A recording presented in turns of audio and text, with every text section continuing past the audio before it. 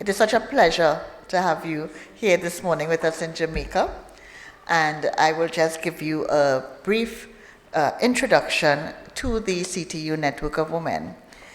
In 2024, the CTU General Conference of Ministers approved a resolution to request from their member states the advancing of gender mainstreaming to include parity, equity, and equality in their national ICT agendas. And in so doing, it was important for the Caribbean Telecommunications Union to establish a very active network of women in terms of the role of the CTU. The CTU, established in 1989, is the facilitation body or CARICOM organization for ICT development in the region. Therefore, we want to focus on the development of women in ICT. We established a network of women, officially launched in November of 2024, and we have been actively engaging our member states to develop an action plan to work towards that integration, the harmonization in the region, but also to get women at the table. We are very active in policy development, in advocacy, and capacity building when it comes to ICT, encouraging women to develop careers in STEM, and it's very heartwarming to see young people in the room as well, because we also focus on the development of young women in ICT. So I don't want to spend too much time on that because we have a dynamic lineup of speakers here today, all powerful women in the region who we would like to encourage you to continue to engage, participate, and also join the CTU Network of Women. You will be given information later on today on how you can be part of the network and be part of the many thematic areas and the pathways toward career development and career goals that we would like to see more women in. We are focusing a lot on AI, cybersecurity, internet governance, and therefore it is important that you engage today. So this is not about presentations, but really activities that would ensure that you walk away with some value added at the end of the program. I would then adjust the program a bit. Our Secretary General, Rodney Taylor, had to run off to another meeting to come back. So our first speaker for today is online. And we would like to invite Ms. Roxanne McClave Weber, who is the chair of the International Telecommunications Union Telecommunication Development Authority Group, better known as TDAG. Her address today would be on shaping the digital development agenda, leadership, legacy, and the road to the World Telecommunication Development Conference 2025. So we have Ms. Weber online, and we would like to invite her to deliver her presentation. Thank you very much, Francola. I appreciate the introduction. And good morning, CTU Network of Women. I am so glad to be with you to take part today in your inaugural CTU Network of Women Leadership Seminar. I have to confess that I wish I was there with you in Jamaica, but thanks to technology, it is possible for us to communicate nonetheless. So I have to be grateful for that, and I am grateful. First, of course, I would like to thank the CTU. I can't see who's there, so if I'm recognizing people, just bear with me. But of course, greetings to the Honorable Ambassador Aubrey Marks, and please give my regards to Secretary General Rodney Taylor, and of course to the fabulous organizers, the CTU Network of Women, Ms. Francola John, Kim Malaliu, and Tracy Aki Raymond for the brilliant program you have put together today. It is really outstanding. And ladies, if this is your inaugural CTU Network of Women, you all will be unstoppable. So this is really, really excellent. I've been and participated in a lot of these, and this is really outstanding. Sorry. So I've been asked to share some thoughts with you today on the topic of shaping the digital development agenda, leadership, legacy, and the road to WTDC. Um, I would start saying something that I say very often to the TDAG, the Telecommunications Development and Advisory Group, and that is that it is a privilege to help build the ICT sector.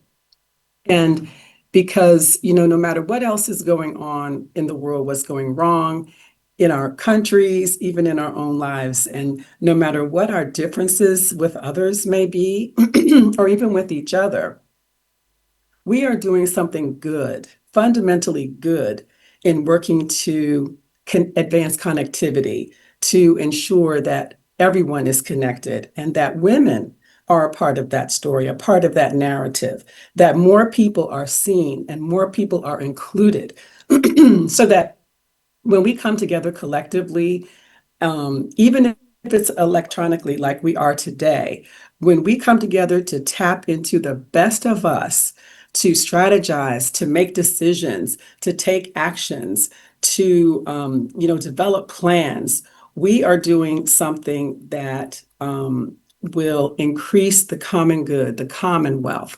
And knowing that really there's nothing we can't accomplish if we are unified and we work together. When we're negotiating at WTDC or even at some of the meetings throughout the years, if we can't agree on A and B, then let's work together on C and D. Who knows? Maybe after we work through C and D, we will have found a way to also work together on A and B, or maybe we just move on to C. But we can do good work together that benefits all of our countries and collectively our world. Also, in shaping that agenda, of course, we can't forget that what we're doing is fundamentally about people. What is needed and how will what we do impact people and their lives? Very important. And the obvious, how to shape the global digital development agenda is through participation, showing up, right?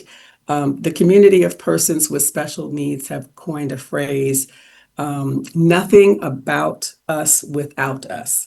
And so we all know that an agenda is going forward. So shaping that agenda means being involved, being involved. And on that score, I have happily observed increased and well-organized participation of the CTU in WTDC preparations at TDAG and through CTEL. And I was really glad to see the written contributions that were tabled expressing the views of the Caribbean countries in the CTU. So I commend the CTU for its work in this regard, and I would say, without a doubt, partnering with the CTU network of women will accelerate the CTU's ability to shape the global agenda. As you all bring the outputs of this meeting, and I think it's so awesome that you are so focused on action, that, this is really going to help to buttress all of the positions that you're taking forward on the global agenda. So in shaping the global digital development agenda, it's about the privilege that we have to do it. It's about people. It's about participating. Congratulations to CTU they are very much on the case. And one thing I would mention about the WTDC also in this regard is that the policy statements that are going to be given by each country or however many countries that decide that they wish to do that, those policy statements, they reinforce the points that you're making through the CTU. So I hope that many of the countries that are represented here will be participating in that. Not only can you reinforce the CTU points, but you can also point out issues that are unique to your own country. And so that is a very good way in terms of helping to shape that agenda, getting your voice out there and taking it from a regional voice to ensuring that the issues that are important to you are included on the global agenda. Let's turn to leadership. With regard to shaping the global digital development agenda, Most recently, my role has been to lead the TDAG, the Telecommunications Development Advisory Group. As you know, that's a group that advises the director of the BDT, oversees the sector, and through working groups that we commissioned as part of that exercise, this group developed the base documents that will be the principal outputs for the WTDC 25 in terms of the work that the BDT will do on our behalf as members of the ITU over the next 4 years. So that includes the conference will issue a declaration. It will issue an action plan.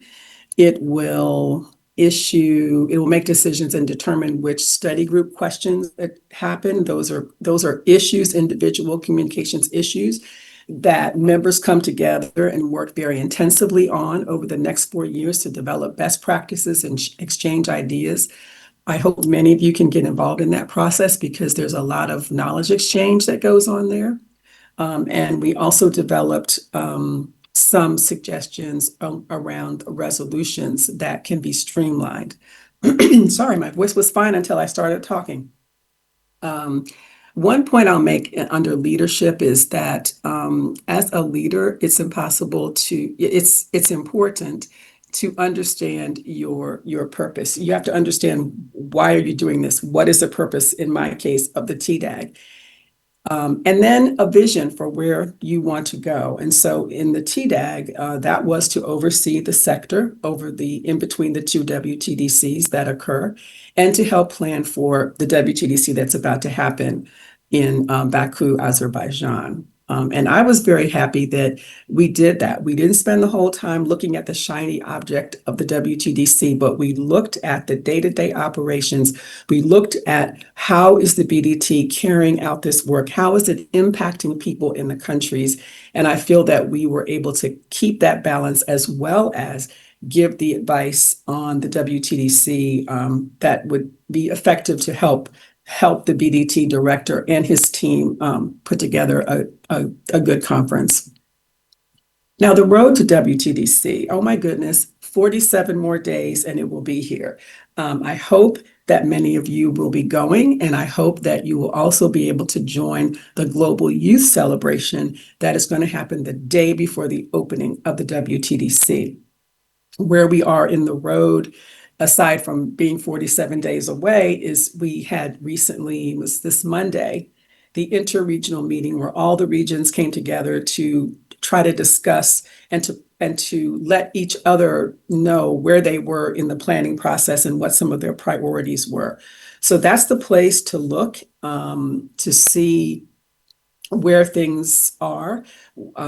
Perhaps there are things that you already have synergies with and you agree with from other regions, so you can contact those focal points now to advance the negotiations, so that when we get to WTDC, we kind of have a sense of where we're in agreement and then where maybe we have some more work to do.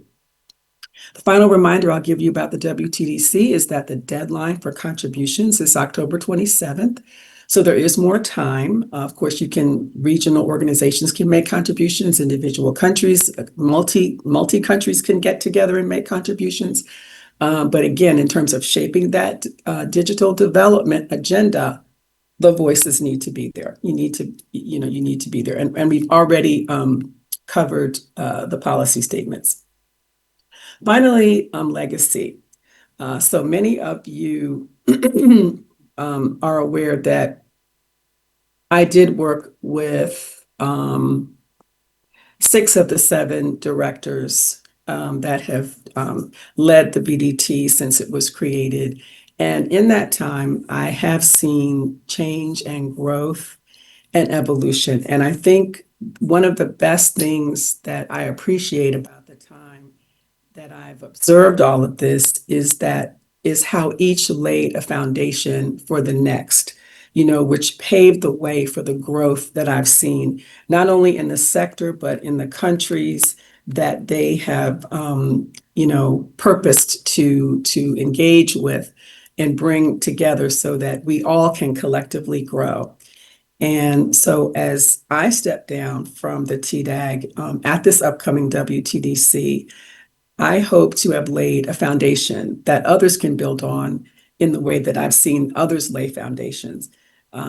It's like knowing that you may not have done everything, but you did everything you knew to do at the time. And so the next person leading and their team and that BDT director and team can pick up the baton where you left off and run that race, hopefully a little bit better than what I did. I sent my report on the activities of the TDAG for the last 3 years to the BDT last week. I had asked them to do a couple of things, put some links in and confirm some data that I put in there just to make sure that it was accurate. I hope that it's going to be posted soon. But I hope that in explaining the actions of the last 3 years in that report, it's going to provide clarity, again, of those two leadership points, who we are, what do we do as TDAG, and what was accomplished. Because I think if you can give people clarity, it inspires the next team and the next group to build so that our wonderful and noble and beautiful mission of connecting unconnected will continue to advance as best as possible. I have made some recommendations in that report along those lines in case they need a couple of little, prompts to get going in that direction. But I do think that when people have a clear vision, it's much easier to develop another vision. It's much easier to build. It's much easier to go forward. So I hope I've done that in that report, and I hope you get to take a look at it when it's posted. So CTU and the CTU Network of Women, thank you so much for giving me this opportunity to speak to you. I love the Caribbean. God bless each one of you. And I hope, God willing, to see many of you in Baku. Thank you so much.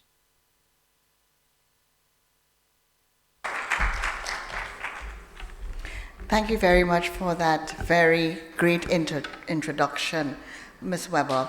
And ensuring our regional priorities are placed in global policy, it's important that we participate in the events such as what was described by Ms. Weber.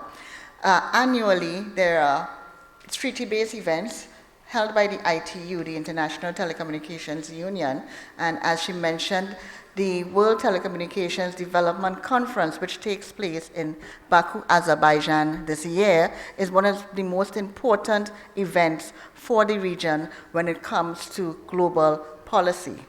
And prior to those meetings leading up to WTDC, the CTU, as a regional organization, tends to mobilize its member states so that we, the Caribbean, can have positions being placed on global policies agenda. So many women in the room here are very active in those policy development initiatives, which we tend to get onto the table and into what we call inter-American proposals, which then goes on to be approved as global policy. But if we are not at the table, then we are not in the development of those policies. And it's important that we structured the agenda in a way that we walk away with an action plan as to how we get to that point of being involved in the process. So it's very important. WTDC in 2025 leads to the ITU Plenipot meeting, which will be in Doha, Qatar next year. And also, another important meeting that will be held in 2026 will be the World Telecommunications Policy Forum, which will be held in the Caribbean, in the Bahamas, Commonwealth of the Bahamas, next year. So there are a lot of important meetings that we would like representation on. And one of the reasons why we invited the speakers here today is to encourage you to represent, to be involved, to volunteer, to be on the very thematic areas. And Dr. Malaleo, who is very active in many of the processes when it comes to Network of Women, would also indicate the importance of us being involved as women at the table. How do we get our governments to implement into their national ICT agenda? We have to be at the groups, working groups, activities, and present to them in order for the acceptance of it. So thank you again, Ms. Weber, for starting off the day on a very active note.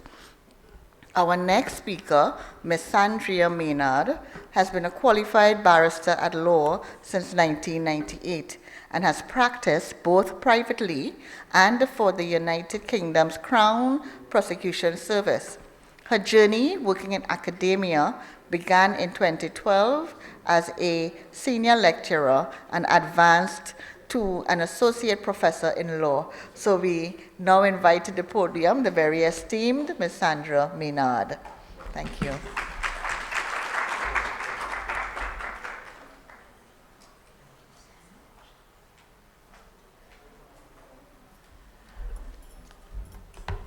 Good morning, everyone. That was a nice response. I hope it's going to get a little bit more energetic as we go. Good morning to you indeed. Wonderful.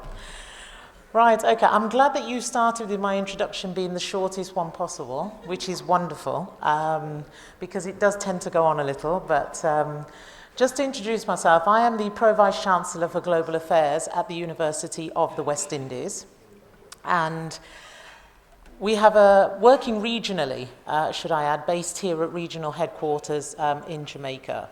And I was proud to meet some of our UE students present today, so that was lovely to greet them. So I'd just like to say, of course, it is a pleasure to be here, and thank you to those who have invited me to speak. And just to build on our speakers thus far, when we're looking at transforming regional ideas into international policy, I don't want to get on my soapbox in respect to that, but I think that regional cohesion is essential. And I think part of what I've seen as a theme through here with the CTU has really been that. And it is good to see that we have representatives from all across the region come in here to listen, to understand and appreciate this cohesion. So I'd like to obviously acknowledge and commend our CTU and Network of Women initiative, a very important factor. And it's very essential to celebrate our women leaders as we bridge that gap between regional vision and global policy impact. And you'll see from my background being law, this is where my area is and my focus is. And this theme, as we know too well, when we're looking at transformation and regional AI ideas into international policy, it occurs through a number of mechanisms. But when we look at those current mechanisms, they are primarily driven by the need for interoperability, market cohesion, and shared ethical standards.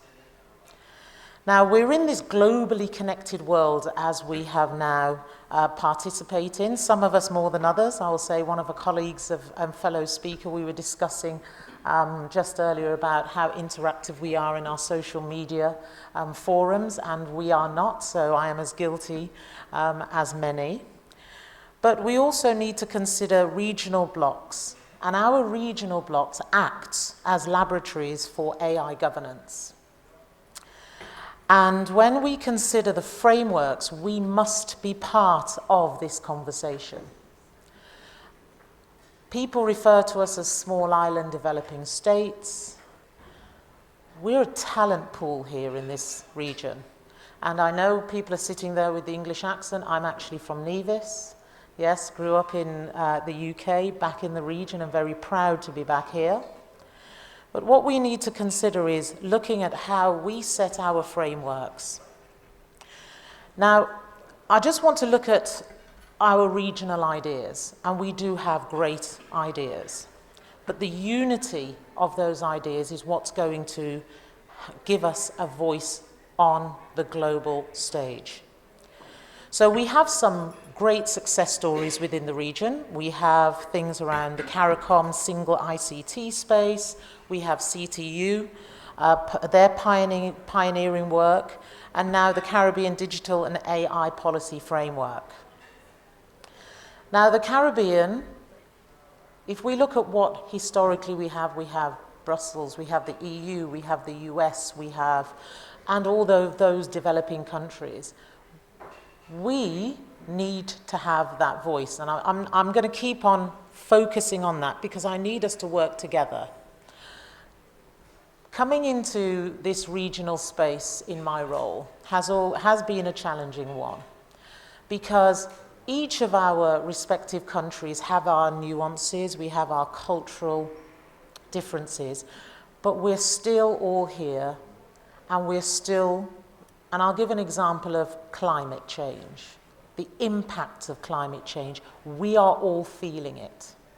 So we have that collective challenges, or those collective challenges that we have to really address in our daily lives.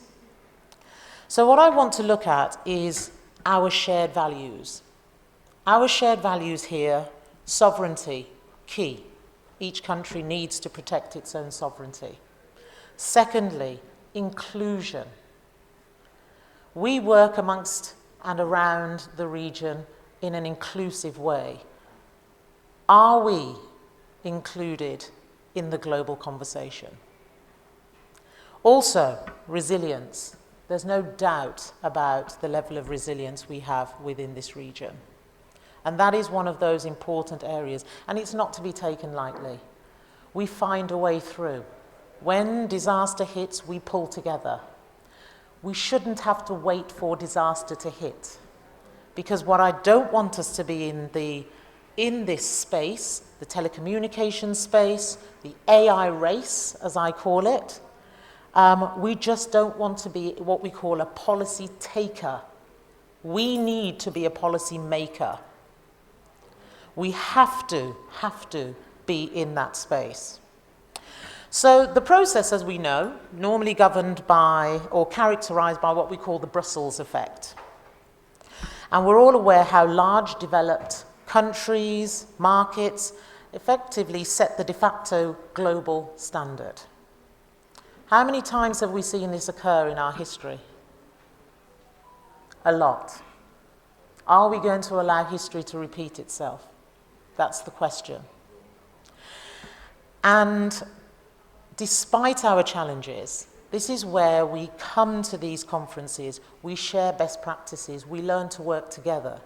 This is not a stage where one Caribbean country is racing ahead and saying we're leading on this. This is about we share what we have learned with each other, we support each other's development in that way. It's not a first past the post for any country here. This is about the region being first past the post. So, women, we are powerful. We are, in fact, the catalysts, if I say this, in policy transformation. Okay? We bring perspectives that ensure policy translates into people's lives. We look at the focusing on jobs, access, education, and safety. These are paramount. How many of us sitting in this room are mothers? I'm going to say that. Definitely. How many of us sit there worrying about our children? What are they watching online? Who are they interacting with online? We have to ensure that what we bring to this conversation is not just about the logistics of this, it's not just about how we get further and advance, but looking at how we protect the next generation in respect of safety and education in this space. We have really a moral obligation as part of this. And I know this, in this region, we definitely have a moral authority around what we do. And our voice certainly resonates because we place human dignity at the center of digital governance. That's one of those areas we cannot ever forget. But I say this, moving into the global stakes, they are high. And there is the race has begun across in our, what we call our developed countries. And AI, data, digital trade rules are being written. If we're not at the table, we will inherit rules that actually just don't serve us. And we've seen how we've had to adapt to many legislations that have been brought in from the EU, for example, or even brought in from the UN, that we just try to implement within our region, and it just hasn't worked. Why hasn't it worked? Because we're a multi-ethnic region. We have our own cultural nuances, and those cultural nuances have been instilled in us and inbuilt within us from childhood. We can't ignore those.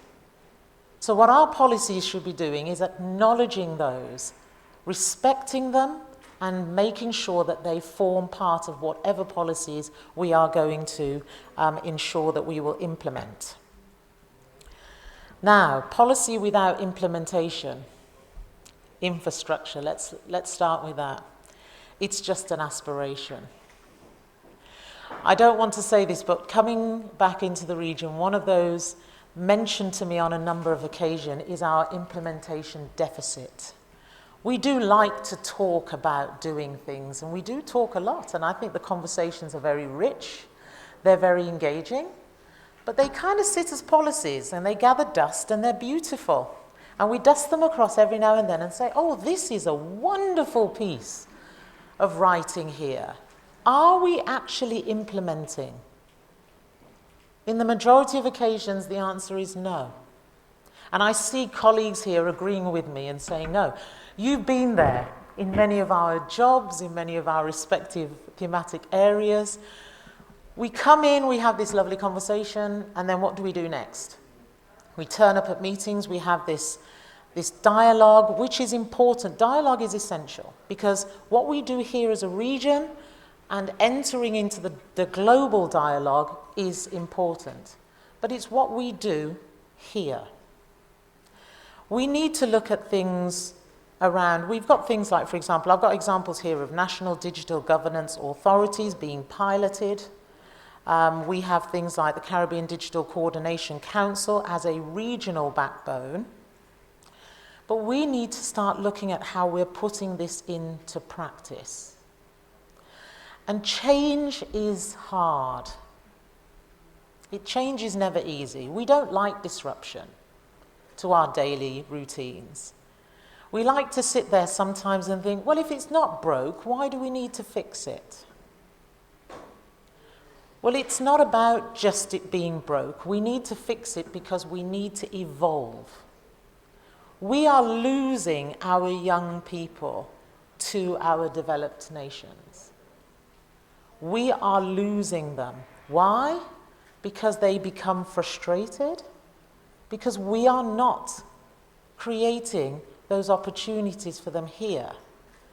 What we don't want is everybody to be returning to this region when they've retired, buy a nice house, settle down, go shopping at our local supermarkets, and that is essentially their contribution to the circular economy here. No, that is unacceptable. What we want to do is we want to be able to create jobs within this region so our young people stay here. We improve the economy here. That's what I would like to see.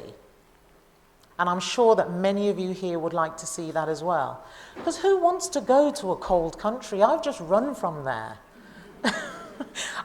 You know, when people say, why have you gone to the Caribbean? Why would I say in the rain, the cold, the getting up, the frozen fog, the, running in and out and shuddering and getting flu every few months whilst we get through those cold regions? No, I want to be here. We have an amazing region. Every island having its nuances and beautiful in its own right. Why would we not want to be here? And why would our young people not want to be here? Why should they just be visiting their parents on holiday when they get their 2 weeks vacation? That's kind of what you get in the estates, isn't it? They only give you about 2 weeks a year. We don't want that. We want them to be part of this journey. So, what do we want our policies to do? We want our policies to create jobs.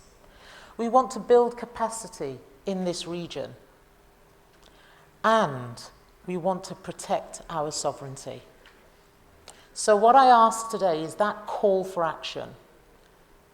Okay? Let us talk. Let us enjoy our conference here. Let us learn. But let us also go back with what we have learned and put that into action. We want to encourage women, leaders, to be these translators of policy. From regional frameworks all the way to international agreements, and from high-level resolutions all the way to community realities. Filter down. We have to make sure this matriculation is in effect. So what I'm going to do is challenge you all today. And I want to challenge the participants here to look at what global tables will you place the Caribbean voice at in the next 12 months. That is my challenge to all of you in this room. And remember, if we lead together, the Caribbean will not only influence policy, we will redefine it. So have a wonderful conference today, and thank you very much.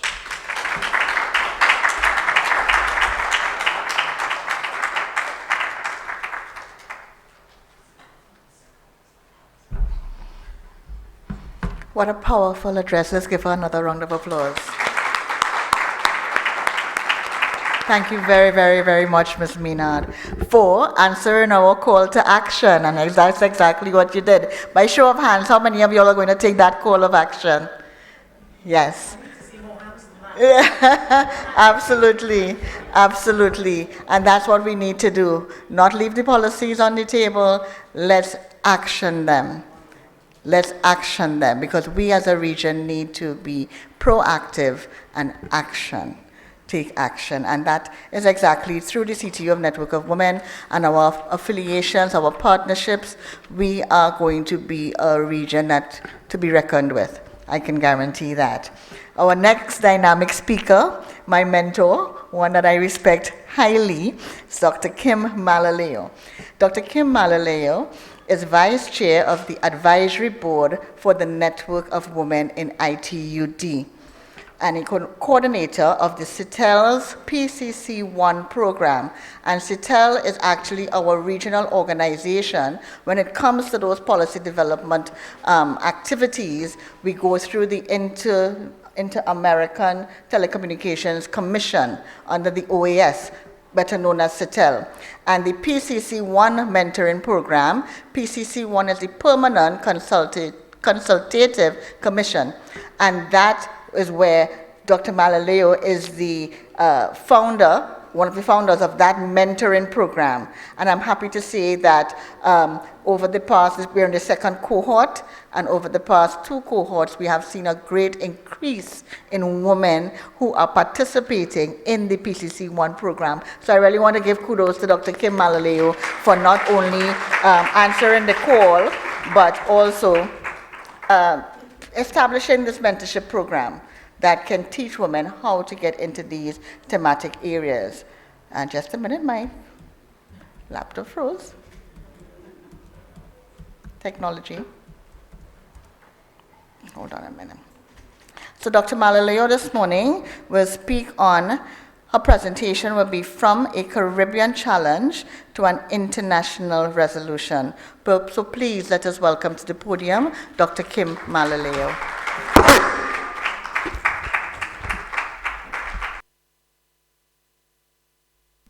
And you can hear me.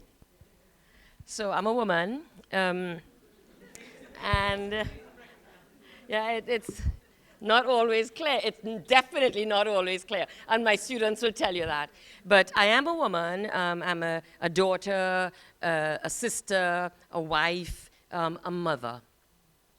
I've walked the road. I've experienced all of the things that make it difficult to be a woman, and I've also experienced all of the things that make it precious to be a woman. I will tell you that there is a need for greater representation of women in the telecommunications sector at all levels, and I will sacrifice myself and give you some of my personal perspectives on how you can answer the call posed by Sandria this morning. So I'm going to chat about going from a Caribbean challenge to an international resolution. I'm going to use as an example my own journey in it, just to sort of personalize it. But of course, you can interpret it more broadly in your own context. So here we go. Remember, it's from Caribbean challenge to international resolution. So the first thing, of course, is what is an international resolution? And here's what it is. It is a formal decision, statement, or recommendation adopted by an international organization in response to a specific issue of global interest. For example, a pandemic. Example, climate change. Example, natural disasters. Example, international connectivity. Now, these resolutions, and you've heard about them, UN resolutions, some are binding and some are not.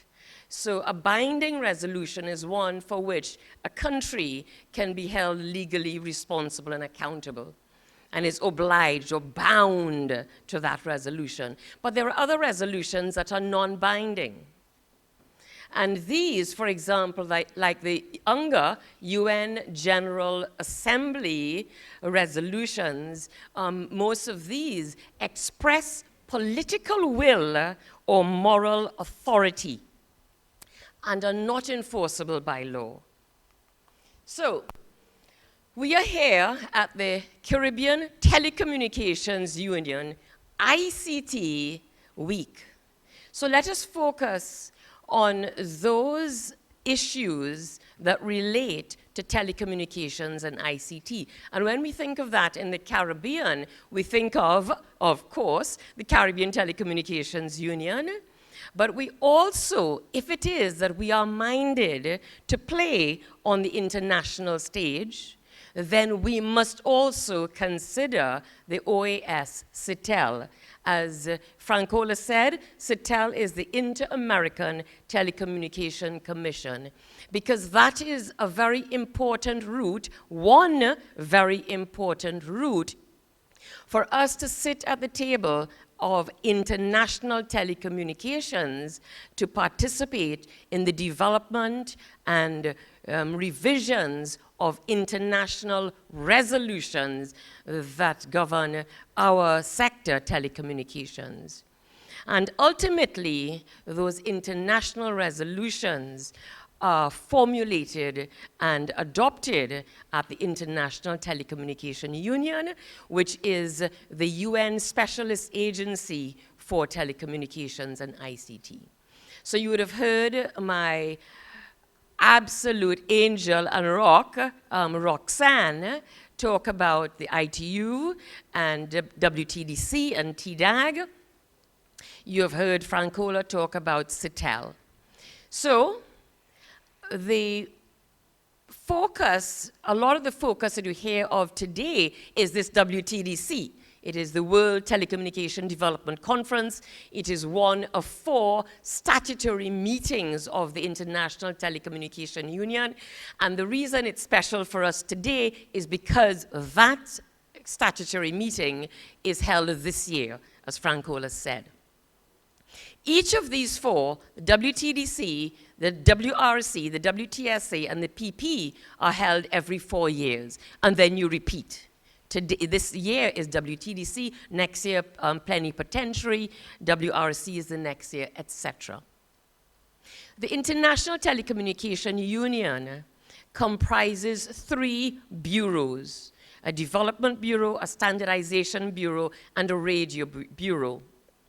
And those bureaus serve 3 sectors: the development sector, the standardization sector, and the radio sector, referred to as ITUD, development, ITUR, radio, ITUT, standardization, stands for telecommunications.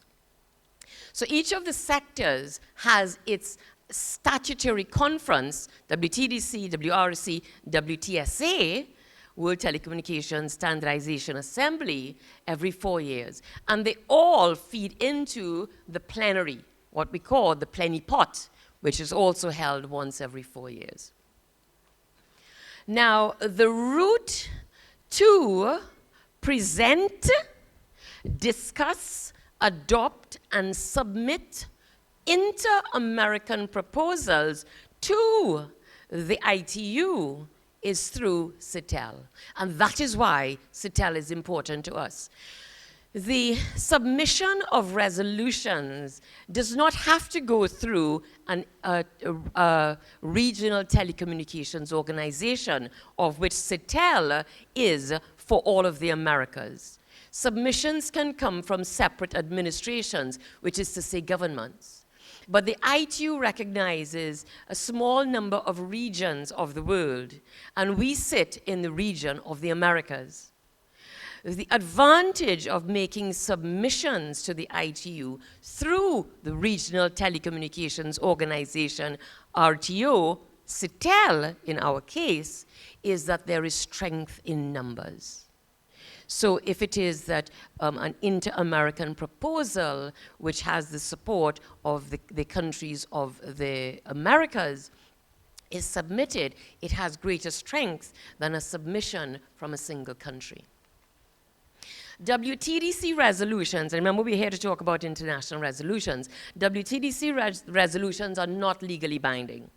So on member states. Unlike the UNGA Resolution 217A, the Universal Declaration of Human Rights, WTDC resolutions, as I say, are non-binding.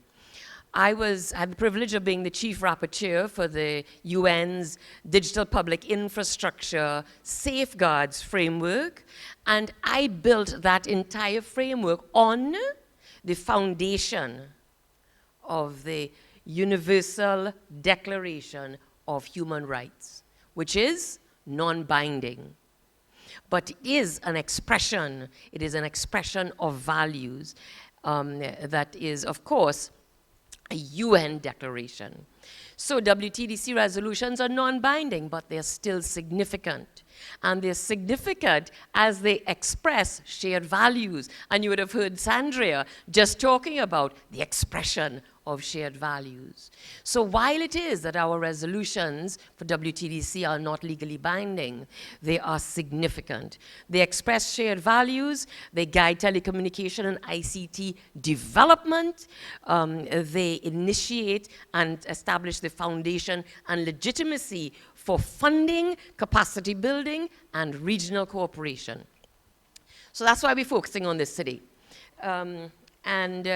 The natural home, in my opinion, to articulate Caribbean challenges, explore needs, and craft international resolutions is the Caribbean Telecommunications Union. So, IAPs, remember, those are the inter-American proposals. These are proposals to UN agencies that arise in the telecom sector that come from our region. These, I've listed the number in the past cycle, 4-year cycle. So WTDC was last held in 22, 31 IAPs were approved at CTEL, 91 adopted, etc., etc. This year, to date, we have 20 IAPs. Inter-American proposals, that is, proposals that have been approved at the Americas level. But let me tell you, these conferences, World Telecommunication Development Conference, is not an event. It's not a thing that you go to for 3 weeks, they last 3 weeks. Okay, that's not what it is. It is what some people make it, but that's not what it is. That is the culmination of 4 years of work. And that's what I'm here to talk to you about today, is those 4 years of work. Okay? And so each of those conferences, some people look at it as an opportunity to go somewhere, and I encourage you to not look at it like that. I encourage you to get on board to do the work for the 4 years leading up to the culmination in the conference. To create an IEP, it starts with a proposal. An administration, a country, comes up with a proposal, and they submit it to CTL. The submission to CTL is through a whole complicated set of structured procedures that are well established. And then, if it is that that proposal has the support of more than one other country, then it becomes a draft IAP. And then that draft IAP, if it has the support of no fewer than 6 CTL member states and is not opposed by more than 50% of the number of supports, then and only then does it become an IAP. So the question is, what motivates a proposal in the first place? What motivates a proposal to an RTO, a proposal to CTL in our case, or to an ITU statutory conference at all? Any ideas? Anything that you would want to see captured in an international resolution about telecommunications or anything else? No? Are there no challenges that you would like to get the backing of the international community, to get funding, to get recognition? Nothing comes to mind? Yeah, I will. I will give you an example. Sandria? Citizens' data belongs to them. I love it. Citizens' data belong to them. If you believe that, and if it is that you feel that there is opposition in the world, then you should advocate for an international resolution that recognizes the importance of citizens' data belonging to them. And if it is that we did not have these artifacts, like the Universal Declaration of Human Rights, then it would be a zoo, I think. It could be. It could be a zoo. These artifacts are very important. I've been asked to give an example, so let me give an example from my own experience, only because you asked. Right, so an example of a Caribbean challenge is small-scale fisheries.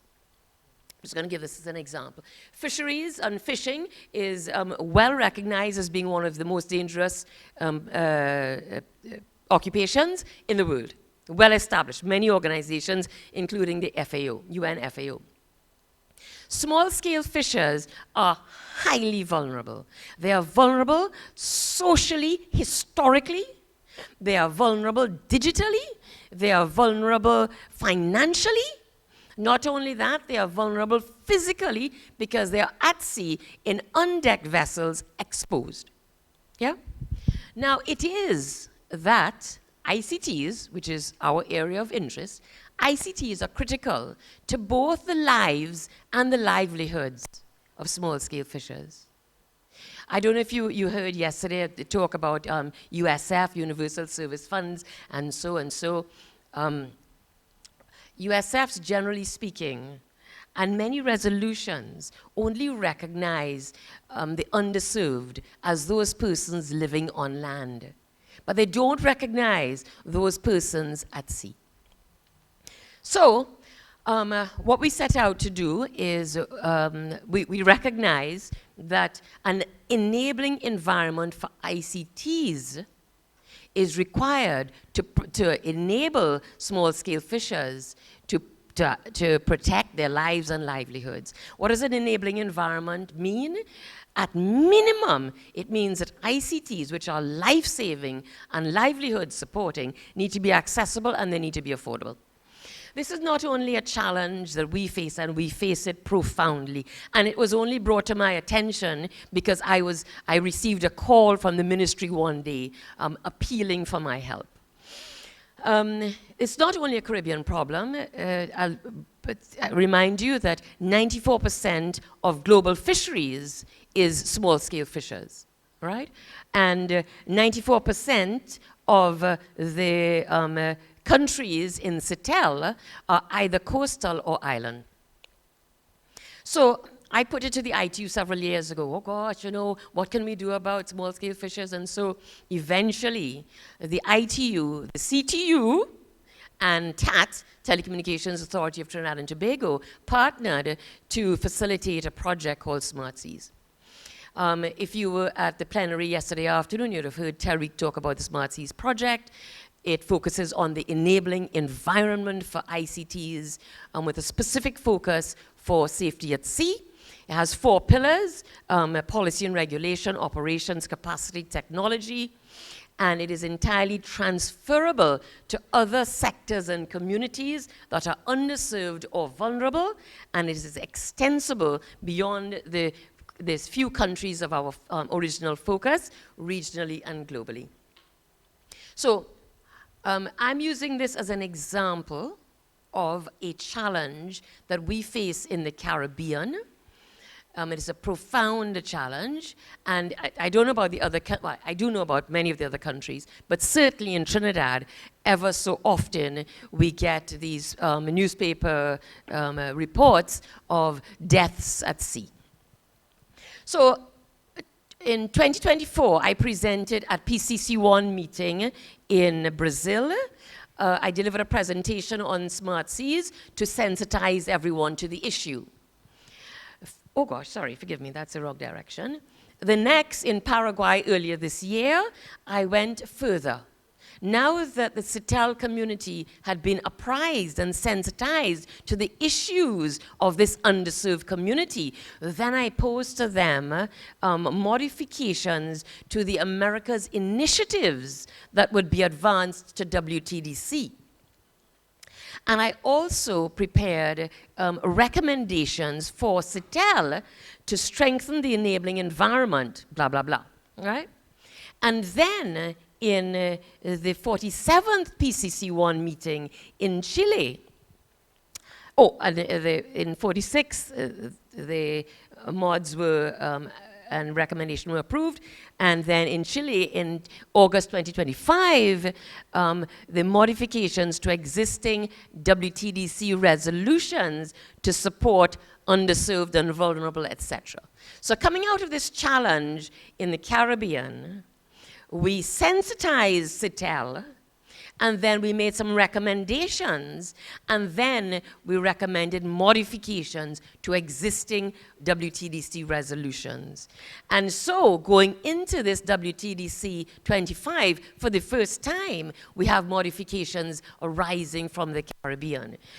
And these are modifications captured in 3 IAPs. Remember that an IAP, to get to the point of an IAP, it means that we have the support of the Americas countries, the Americas region, to go to WTDC with these 3.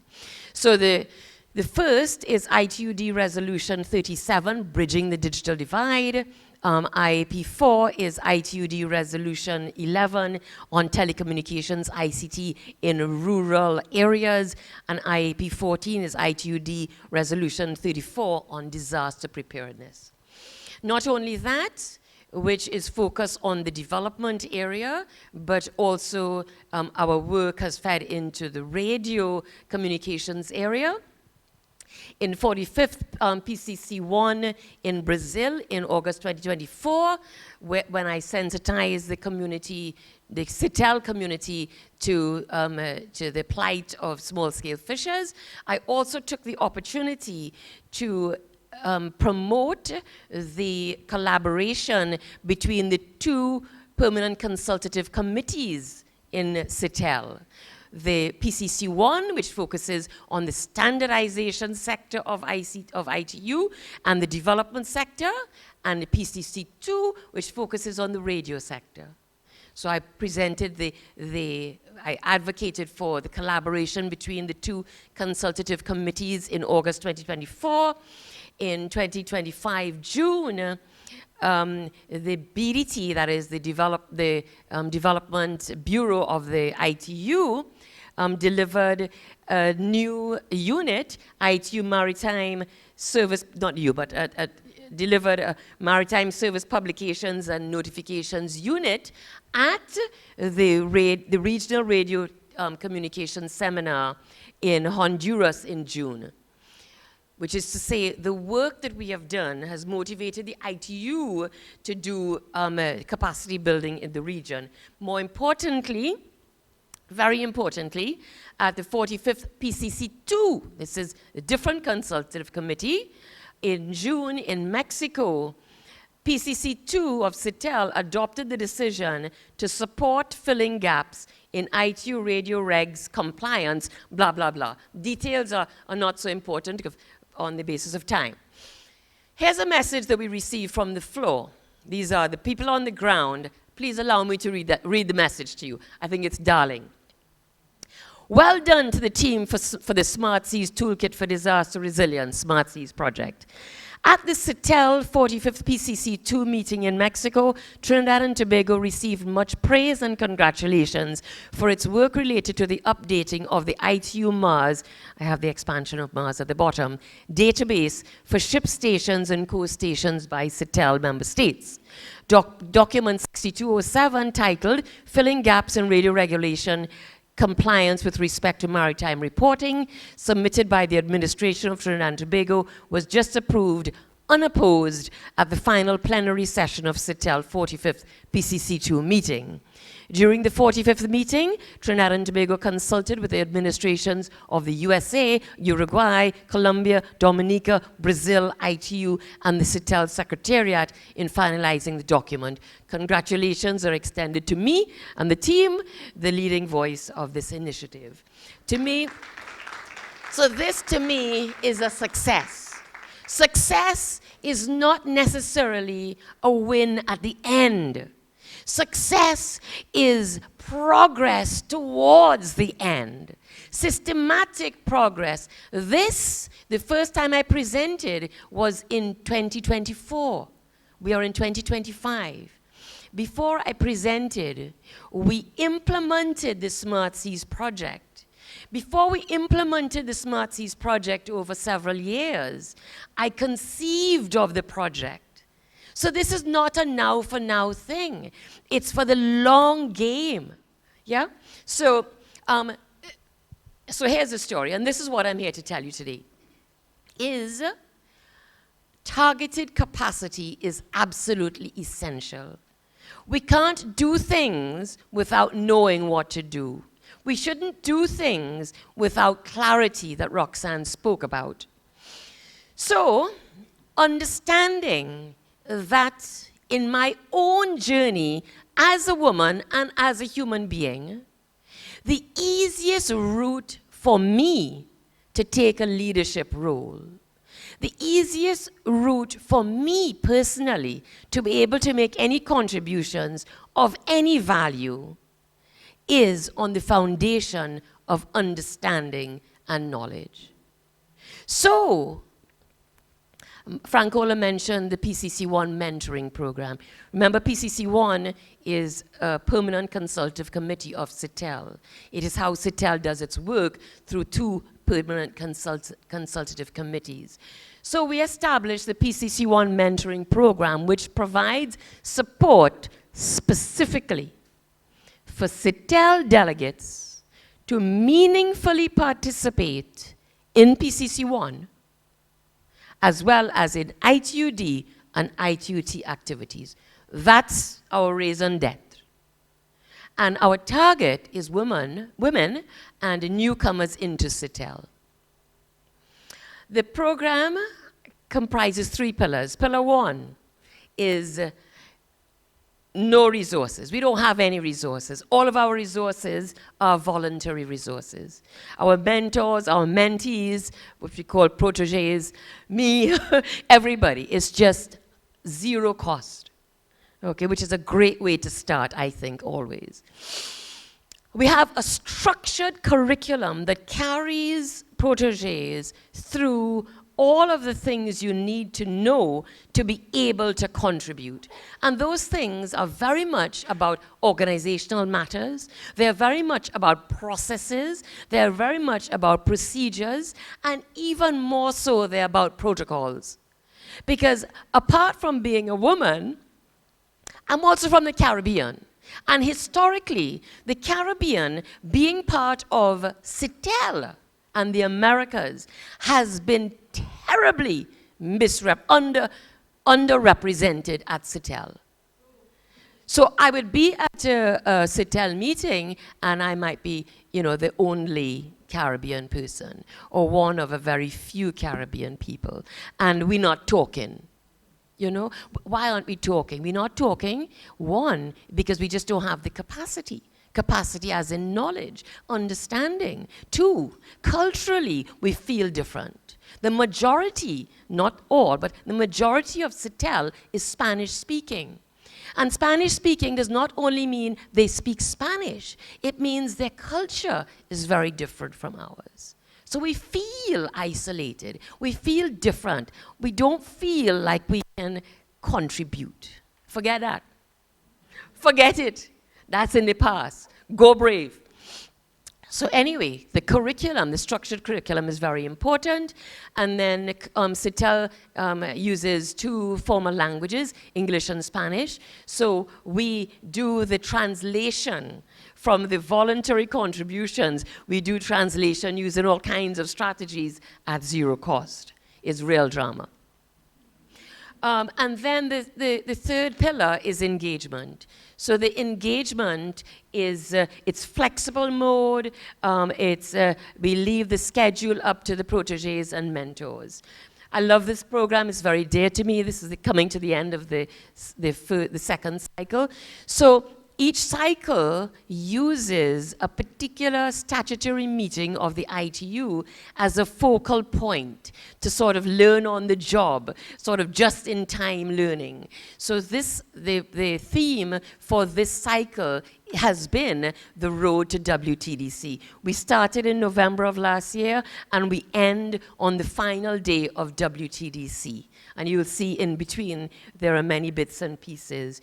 Cycle 3, not surprisingly, will be the road to PP, Plenipot, next year. Cycle 4, not surprisingly, will be the road to WRC the following year. So I encourage everybody to consider everybody who qualifies to be a delegate at WTDC, which is to say you represent an organization which can participate in these statutory meetings. So there you are. I recall Arthur Ashe, lovely, wonderful, historic tennis player, and he said, start where you are, use what you have, do what you can, and that's it. So thank you very much, and love you all. So handing back over to Francola.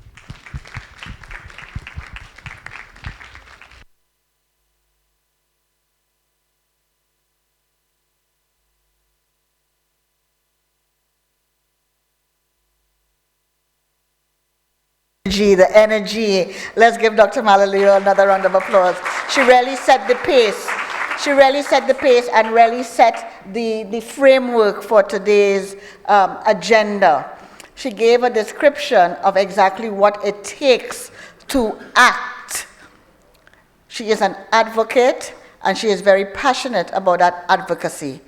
And therefore, when we needed to establish the CTU network of women, we had no other alternative but to go to Dr. Malaleo, who's very, very always available on call.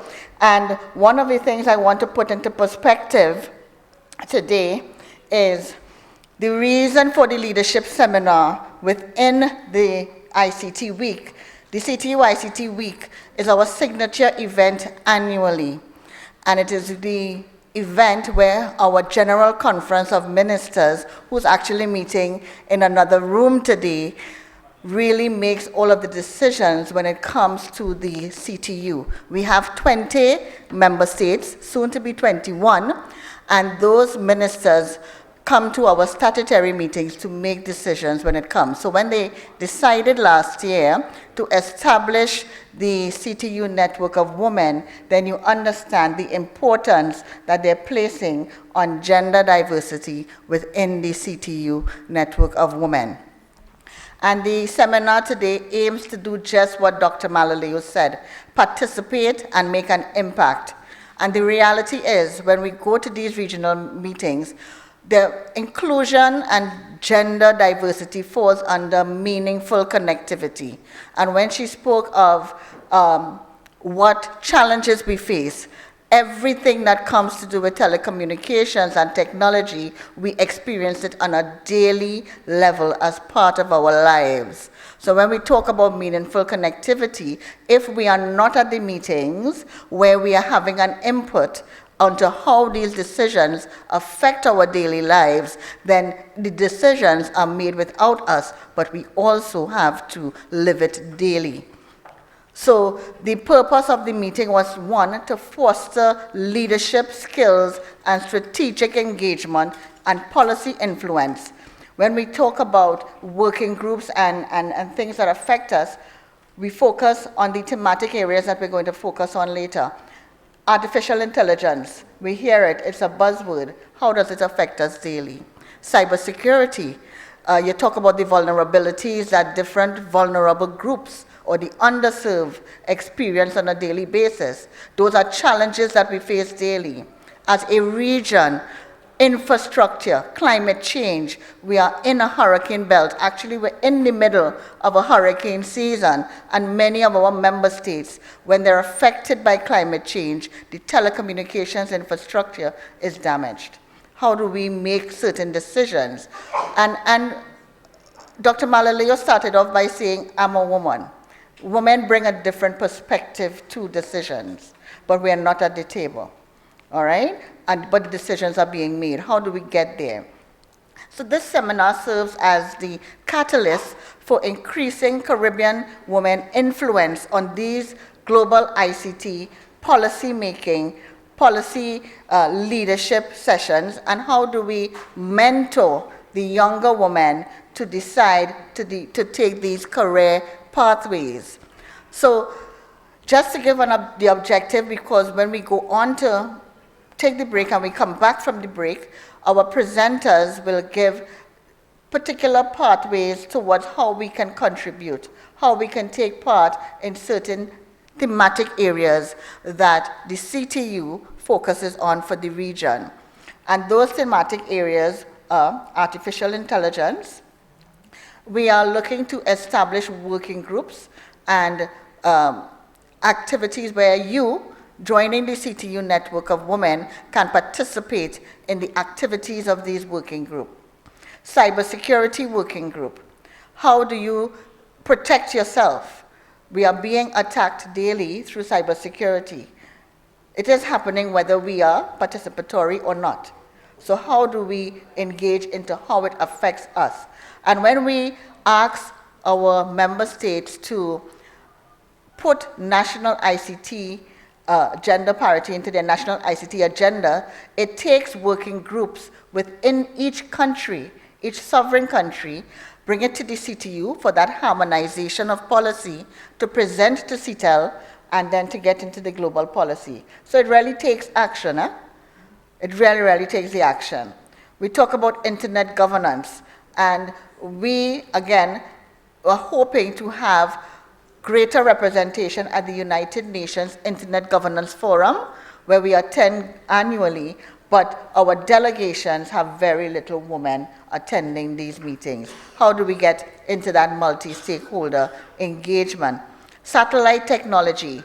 We have a very dynamic speaker with us today who will talk about advancing women's leadership in the satellite technology and space communications. Those are the career pathways that we would like to encourage. And we spoke about climate change and infrastructure working group. So the presentations coming back from the break will give an introduction into what the afternoon's interactive working group would be. We really want you to participate, give your input, and leading from this, we will then have actionable items to establish our 2026 work plan. And when we come back to our next member state that will be hosting ICT Week next year, we would be able to say that we met in Jamaica, we had these actionable items, and we have done it. We are not going to be a talk shop annually, but when we come back next year, we would have said these were the areas that we worked on, and this is what our member states are going to put forward as part of their national ICT agendas. So we will take a break, and we will have a group shot, of all the persons in the room. We will do that group shot outside, and when we come back, we really get to work. So thank you, everyone, and give our speakers for the morning another round of applause. Yes? So let's take the coffee break, and we will be back in 15 minutes. And we spoke earlier on about impact pathways. And the 5 impact pathways that we'll be covering would be artificial intelligence, promoting gender-inclusive artificial intelligence, AI development, and policy in the Caribbean. And our first speaker this segment is Ms. Anwin Mba, Head of Community and Engagement at Intellibus. And Intellibus is one of the leading organizations and our headline sponsor at the CTU ICT Week Jamaica. So one of our key partners who will speak to promoting gender-inclusive artificial intelligence development and policy in the Caribbean. Anwin?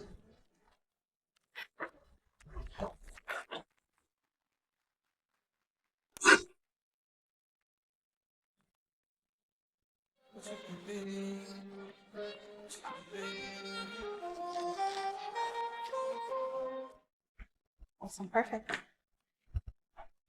Okay, good morning, everybody. Good morning, come on, we just had a break. Good morning, everybody.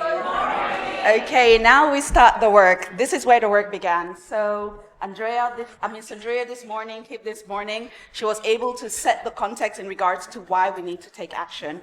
And today, what I'm going to do, first of all, is an honor for me to be here at the CTU ICT Week. So thank you very much, Francola. And the theme today is simple but powerful. This is more than a seminar. It is a call to action. And throughout the day, you're going to hear it a lot. Call to action, call to action, call to action. We need to take action. We have historic evidence. Oh, thank you. We have historic evidence of why we need to take action. This is not the first initiative where women have been left out. So AI is our opportunity to make sure that we are heard and we're included. So, the Caribbean. The Caribbean is already a strong global service brand, and we know this. We've seen it in all the different regions and all the different islands that we are a part of. So we've proven ourselves through BPO. Your islands have BPO? Anybody? Very prominent here in Jamaica, that's for sure. So now it's the time to move up the value ladder. We provide value, but we're not charging for our value. So this is where we have to make a change. This is where we have to make a difference. So from call centers, we want to go to AI-powered services. From routine work, we want to go to high-level digital exports. That is what AI is going to provide for us. So we have powerful proof that this is real. In Jamaica, 50,000 anchor jobs. I probably should stand at the mic. So in Jamaica, I'm gonna carry on. Okay, so in Jamaica, we have 50,000 anchor roles that can create 500,000 jobs. So from one person, there's the ripple effect of how they impact the economy. Regionally, our new AI resolution sets a bold target, 250,000 new digital jobs by 2035. These are not just jobs. Let's think about it hard. It's also real export-ready, high-wage earners. And that is one of the main reasons why we have the brain drain, is the financial aspect of staying in the region. So that is what we're trying to balance back. So as, I think, Kim, you said, that we're able to stay here, we're able to live here, and we're able to comfortably enjoy our lives here. And then we don't go into the cold. That's definite, that's one of it. So what does this mean? If I change just the next slide. Women in AI leadership. We talk about it, now it's time for us to do it. Here's the truth, globally, women take up less than 25% of AI workforce. 25%, so that's just a fourth. So the rest of it is driven by our counterparts, the male gender. So if we repeat the imbalance in the Caribbean, we risk building systems that exclude us. We risk policies that overlook us. That cannot happen. We will not make it happen. That is why we're having this conversation now. That is why CTU is bringing us together so that we have impact right from the beginning and not just be reactive at the end when the policies have already passed. So Caribbean women must not only participate, we must lead. CTU's NoW mandate is very clear. From all the speakers earlier this morning, we've heard it over and over and over again. Caribbean women at global tables, ITU, UNESCO, GPAI, and the UN. Because if women lead, inclusion becomes built in and not optional. We're not an option. We're 50% of the race here, isn't it? So building ethical and inclusive AI. It's all about inclusion. And again, we cannot wait for it to happen. We have to make it happen. So we also know this, AI is not neutral. AI doesn't know everything. AI is based on what people feed it. We all know this. And if we don't, I'm sharing with you now. AI is based on what it is fed. So without women's leadership, we risk bias and exclusion. That's why our regional AI resolution makes fairness non-negotiable. High-risk AI must be registered. Systems must be accountable, explainable, and fair. Citizens must own their personal data. We've heard this already, right? Citizens must own their own data. And women leaders are essential, absolutely essential, because women protect trust and sovereignty. Would you agree? We do. We definitely protect trust and sovereignty. So we make sure AI serves all our people.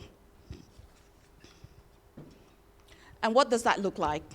Skill and capacity pathways. So how do we prepare women for this leadership? It cannot be accidental. We have to be intentional. We have to be process-driven, and we have to know what the end goal is, and we have to keep our eye on that end goal. It's not going to be easy. If you've been in any of these spaces before, you know it's not an easy task. So having a very clear mind in regards to where we're heading is paramount for this. So Universal Skills Employment Pathway shows us how. Assess skills through the Genius Quotient. Match talent with jobs through human intelligence surplus registries. Pay fairly with universal skill-based income. Equal pay for equal skill. That is not currently the case. So remember, equal pay for equal skill everywhere. Your region should not impact how much you are getting paid. Your skill should. So,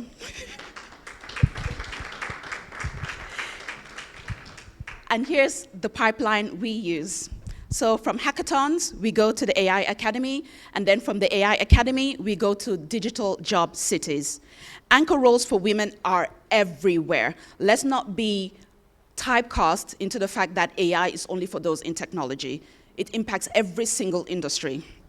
So here we have engineers, we have AI tutors, we have civic tech specialists, we have med tech innovators, we have agri-tech pioneers. Every anchor role multiplies into 5, 10 more jobs. If we place women at the center, we multiply inclusion alongside growth. Do you see why we're important? It's not just us, it's our families, it's our community, it's the economy that supports us. Here we go. So policy and advocacy, which is where we start. Skills alone are not enough. Would you agree? Okay, we don't want to be the only person drumming a drum in a silent room. Policy is powerful. Policy is essential. The Caribbean AI Resolution commits us to regional gender-responsive AI frameworks. CTU and the new Digital Coordination Council will align these strategies. So it's important that you are in this room. It's important that you are participating, not only being in the room, but participating actively, may I highlight, participating in these conversations. That means shared standards, cross-border digital credentials, portable digital careers for women. This is how we shift from policy takers to policymakers. Who wants to be a policymaker here? Really? Who wants to be a policymaker here? I'm not taking no as an answer. Who wants to be a policymaker here?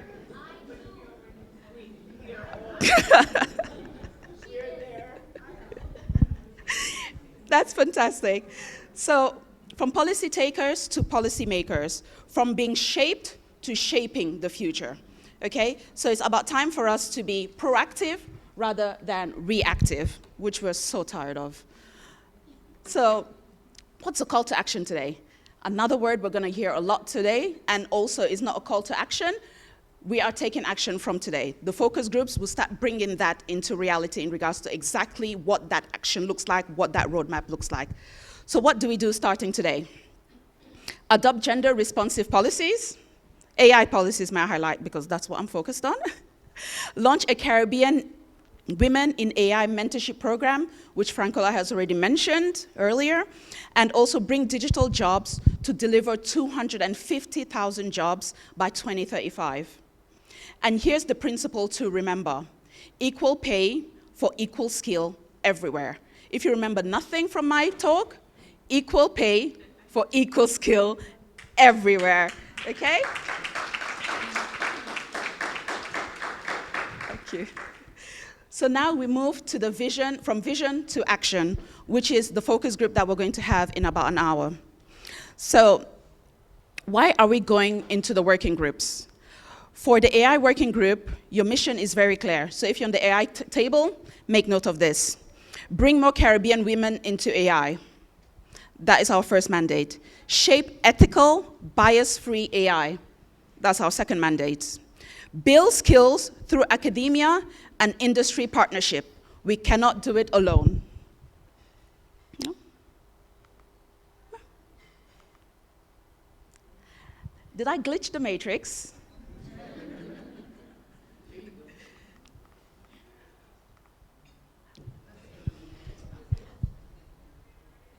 Just put it on the light slide for me. Ta.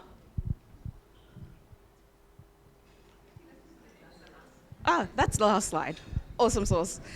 Okay, so first mandate was, again, bring more Caribbean women into AI. Our second mandate was shape ethical, bias-free AI. Our third mandate is build skills through academia and industry partnership. And our fourth mandate, advocate for policies that center around gender equity. So by the end of the hour, we aim to 2 concrete outputs: a draft resolution framework for gender-responsive AI policies, and there's already one in the making, so definitely I'll share that with all of you, and also a proposal for a Caribbean Women in AI mentorship program. The job has already started with CTU, thank you, Francola, and then we can kind of take it on from there. What does that look like for us women? So colleagues, this is where the real work begins, and we have to work. There's no two ways about it. The working groups are where the vision becomes action. Let's lead, let's deliver. I'm going to highlight that, put that in caps lock, flashy lights. Let's deliver. And let's ensure Caribbean women are shaping the AI future for ourselves, for our kids, and for the world at large. Thank you very much.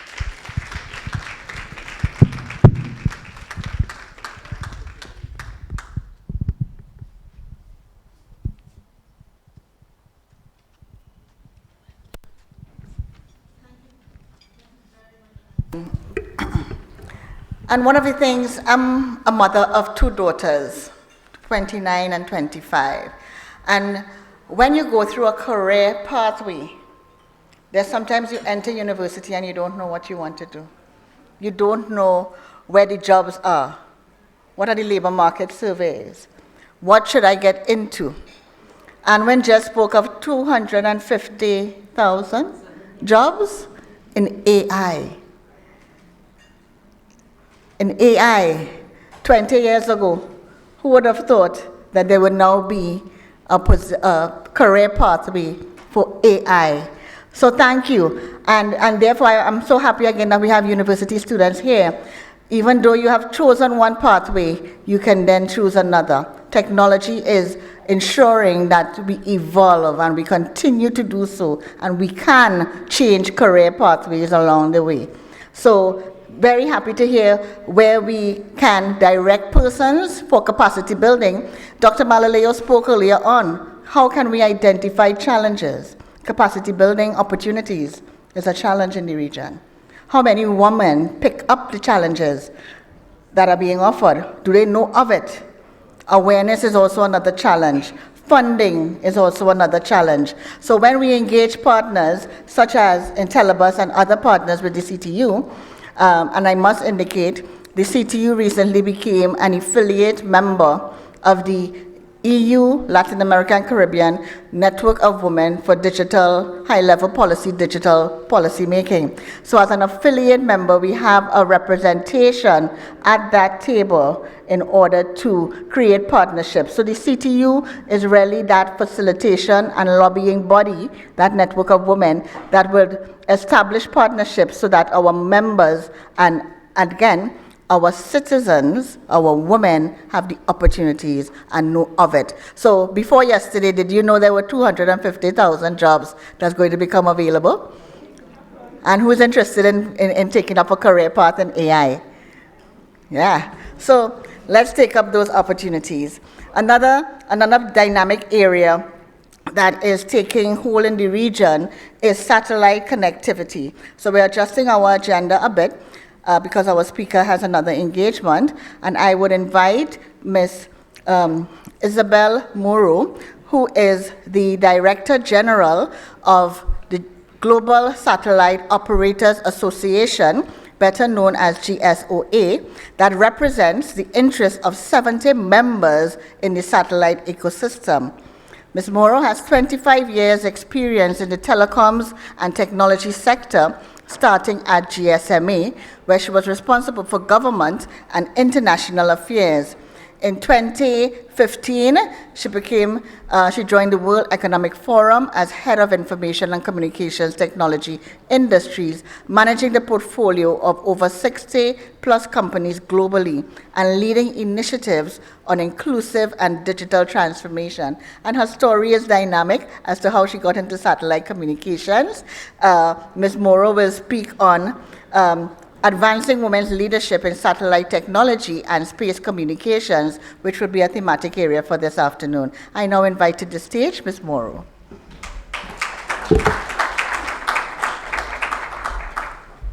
Thank you, and sorry that you got all the download of my life, but here I am. Well, I'm going to talk about space, but I would also like to take us back a little bit to where it all starts, particularly when we work and when we look at careers in the tech industry. I'm sure you all know what the digital divide is. You all know what the gender divide is. But when we combine the gender and the digital divide, we get the following numbers. And I don't want to be the party killer after Anne Wynn's very positive, outlook on life, on AI, because the space industry, the satellite industry is booming, and there are opportunities. But I think sometimes we need to be reminded a little bit, because we are quite privileged sitting around this room. We all have mobile phones in our hands. We all have, iPad and laptops. But let's not forget that nearly 250 million fewer women are online compared to men. In the world's least developed countries, only 1 in 10 adolescent girls is online compared to 1 in 5 boys. And this situation affects everything. It's not just about having a computer or a mobile phone. It's about having access to education, to economic opportunities, access to health, and having a voice. And digital access, in many cases, is really also the new determinant for opportunities and women, especially in rural and remote areas. But the barriers are not just about access or coverage. It's also about skills. Women are up to 25% less likely to have basic digital abilities, like using simply a spreadsheet or knowing how to do emails. And only 26% of computing jobs worldwide are held by women. It is also about affordability. Women are 15% less likely to use mobile internet in low and middle income countries, and that represents 260 million women around the world. So sometimes percentages are low, but when you do that in true figures, it's very high. So bridging the digital gender divide is not only a must for society, It is also really a source of economic opportunities for all the countries. Closing the internet gender gap could add over $1.3 million to GDP in low and middle income countries. So it's not just what we bring to the users, the consumers, it's also what it can do for governments, in a country. And I just want to stop here as I am talking about connectivity. I just want to give an example for two reasons. A very personal experience, because Francola, said something about how we land jobs in space, in satellite, in AI. When I was an 8-year-old girl, and people ask me, what do you want to do when you're a grown-up? I never said, I want to work in telecoms, or in space. I had no idea what that even meant. I landed at age 30 in telecom by chance. But what made me stay in telecom, I started at the GSMA as the Mobile Association, and I had the chance to go to Bangladesh. And there I was, taken on the field on a trip mission, if you want, in one of our operators, where the governments had sort of partnered up with the mobile operators there to do the Phone Village Ladies program. And there I met a lady in her 40s. This lady was given the opportunity to have a phone. With that phone, she opened a commercial booth, a chair and a table, and all the villagers could come there and make their phone calls and send SMSs. And this didn't only change the life of the village, it saved some people 1 or 2 days of walk into, the next city that was there, and they could do business. All of a sudden, you had farmers, you had fishermen that could actually do business just by sending an SMS, just by checking what the stocks were saying. And this to me was absolutely, eye-opener, because I was not an engineer, and I was, every day I was waking up thinking, why do I work in the mobile industry? That moment for me was like, you're there because this is changing lives. And the most, inspiring thing that this lady had 3 girls, and with the money she made, it was not about the villagers, it was also her. She was able to send her oldest girl to university. And that I thought was just such an inspiration. So the reason I'm sharing this is because first, truly, we can really just land somewhere in tech, any sector in tech, and find this inspiration by something that we didn't expect. And then also, I think because, as I said, women around the world getting online is really a gateway to empowerment. And we should never forget that, because it is access to knowledge, it is access to financial independence, and it is access for the next generations, the hope that we can give to these girls. And satellite here really have a critical role to play in this empowerment, because they are strategically unique in the sense that they are enablers and inclusion, because they are reaching the last mile. So where terrestrial cannot reach, satellite can reach. And when you reach the last mile, you can also reach the last girl. And that is really, important to have. So, but beyond the connectivity, I also need to, there's also something we need to look at, which is the numbers of representation of women in the workforce, and in the leadership. Again, I'll finish with these last figures. Only 26% of computing jobs worldwide, as I said, are held by women. But if you look at the space economy, women only make 20 to 22% of the total space industry workforce. And this to me was very surprising, because in the last 5 years, the satellite industry has been absolutely booming. And yet this figure has done very little change in the last 30 years. So this is something that we really need to look around. So in terms of what we can do, and I'm going to have, be very lucky that I'm handing over to Maria this afternoon or at 1:30 to lead the discussion in the group, and I'll come and join you. But I think we must commit in this room, ladies and gentlemen, we must commit to mentoring, to hiring, and elevating women across all sectors of the value chain. When in the sector of satellite, whether it's from the ground station to the launches and to the astronauts in space, but also to mid-management to the boardrooms. And let's not also, stop and be, if you want, blocked into the mind that to work in satellite, you have to be an engineer. No, you can be anything. And I think, Anwin, you said it, you can be a policy maker, so you can be working in regulation, you can be working in marketing, you can be the executive assistant of, one of your seniors. You can be anything. You don't have to be an engineer to end up in the tech sector, and particularly, on satellite. So I think this is something to keep in mind in our discussions as well, the opportunities that we can give. So in terms of focus of this afternoon, we really want to discuss, how we are going to advance women's leadership in satellite technology and in space communication.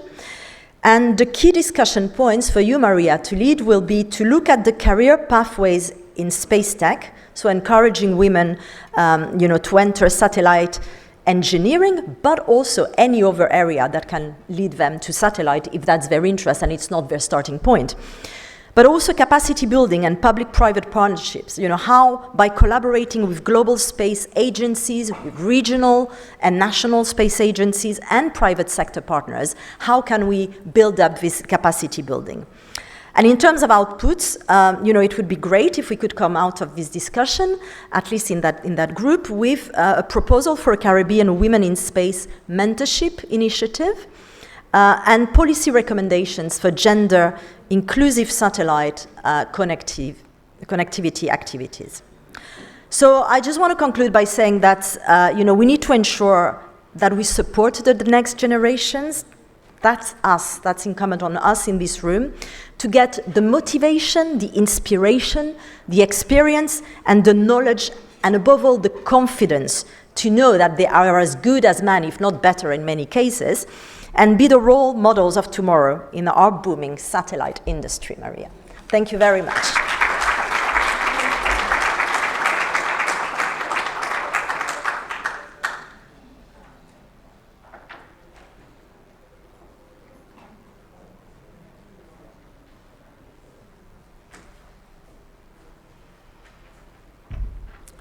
Thank you very, very, very much, Ms. Morrow, for really inciting us about the career opportunities and the paths we must take, but also bring into the reality, and it is something that we didn't mention, the number of women who are unconnected and what satellite can do in getting to rural areas, in your communities, in your countries, in terms of bringing connectivity to the unconnected.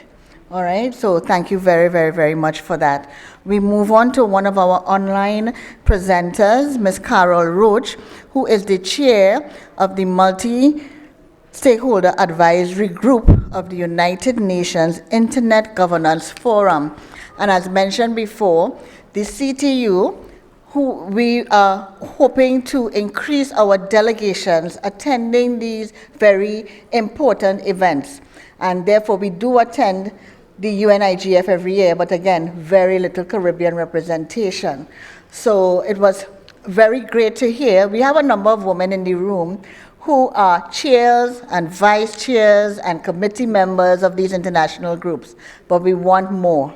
We want more women at the table. So our next speaker is Ms. Carol Roach, who will talk about the multi-stakeholder engagement, strategies for effective participation in global forum. And we have Carol online. Good morning, Carol. Good morning, everybody. First, I'd like to thank CTU and CTU NoW for inviting me to be on this historic event. Yes, I am the Undersecretary in the Government of Bahamas, as well as the current chair for the Global UN IGF. So the IGF is considered the primary and premier platform for dialogue on internet governance. It takes a multi-stakeholder approach to discussions, and that makes it more open and inclusive in nature. We have 180 national and regional IGFs, and I'm proud to say this includes the Caribbean IGF and the Latin America and Caribbean IGF. So my focus today is on why internet governance is important.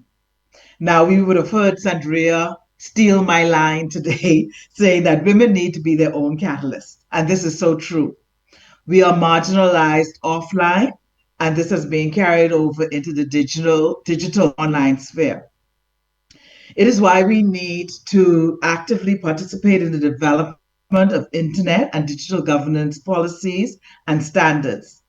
Without international governance, policies, and standards, technology companies will continue to design and develop with embedded biases that reflect and amplify prejudices against women and other marginalized persons.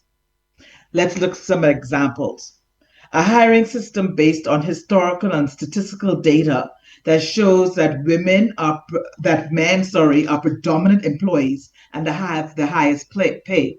So we would have heard just now some statistics with regards to women in the IT arena. So a designer may consciously or unconsciously embed this data in their design, resulting in an algorithm that may elevate an applicant who is male in the list of potential hires. Some data used to train AI models, are incomplete and not representative of the world. What does online data say about women of color? What about biases based on a female from a particular region? What are the financial data biases about a woman of color from a particular region, like the Caribbean, Latin America, or Africa? How would this affect a loan application or an application for credit for business? If software is doing a short listing of applicants, then you can see where a female of color or from a certain region may be kicked out from the first round. Facial recognition. Commercial facial recognition systems have shown higher error rates for people with darker skin tones, especially darker skinned women. This is largely due to unrepresentative data sets that under include these populations. I'll give you an example for myself. I was I was trying to upload a picture for a registration, and I keep getting the error, face is covered, remove covering. And no matter how much I brightened that picture, it just would not upload. In another application, the position of my nose, eyes, and ears was just not lining up with the space that I allotted for me. So I could not upload the picture. I had to actually physically send it in, and they had to add it in the background. So, how does internet governance factor in? Internet governance is a framework of cooperation and agreements on standards, policies, and norms to conduct for the development and use of the internet. And Kim went into it very detailed on how you can take an issue from an issue to a policy. And so we can use the issue with regards to facial recognition for women of color and move that along to get policies and standards made on a global level. The multi-stakeholder approach, that is using governments, tech companies, civil society, private sector, and academia, should be used for the development of such frameworks because it brings the norms and rules of different stakeholders into play. The internet is global in nature and therefore requires collaboration on a global level for the development of international cooperation. The Caribbean is considered the global South. It's a designation for countries that are economically disadvantaged and frequently marginalized. There's a move to empower the voice of the global South to increase influence. So how do we, the Caribbean, ensure that we are part of that movement? ICANN and ISOC, some international organizations, published a paper called Footprints of 20 Years of the IGF. In the publication, the Caribbean IGF is predominantly mentioned for its work on the Caribbean Internet Governance Framework document. How many of us have heard about that? We need to adopt and socialize and evangelize our regional policies. Too often, each country develops its own and are usually based on a global north policy with little adjustment to take into account national and regional perspectives and norms.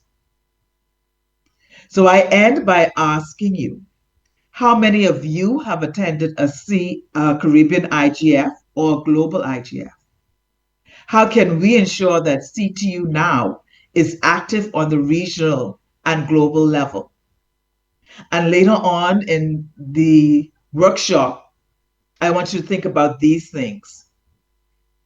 How you yourself are going to get involved. We heard today about building capacity in workshops and building capacity. So how are you going to engage in this? And also how we can get you to be part of the IGF. So thank you very much, and I look forward to the working group later on today.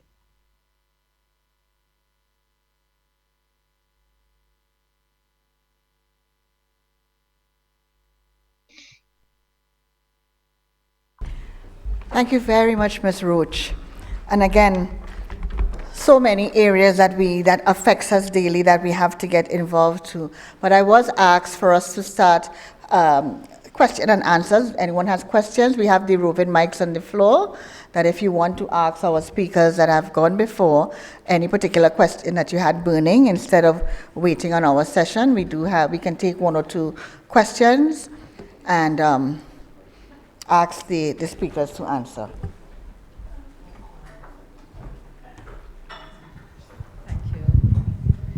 Good morning, ladies and gentlemen. Yes, still morning.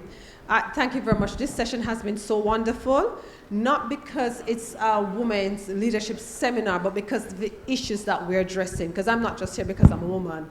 I'm here because we're addressing real issues. So I'm really happy about that. I do have some comments, perhaps for about a minute, that could segue into questions, about a minute.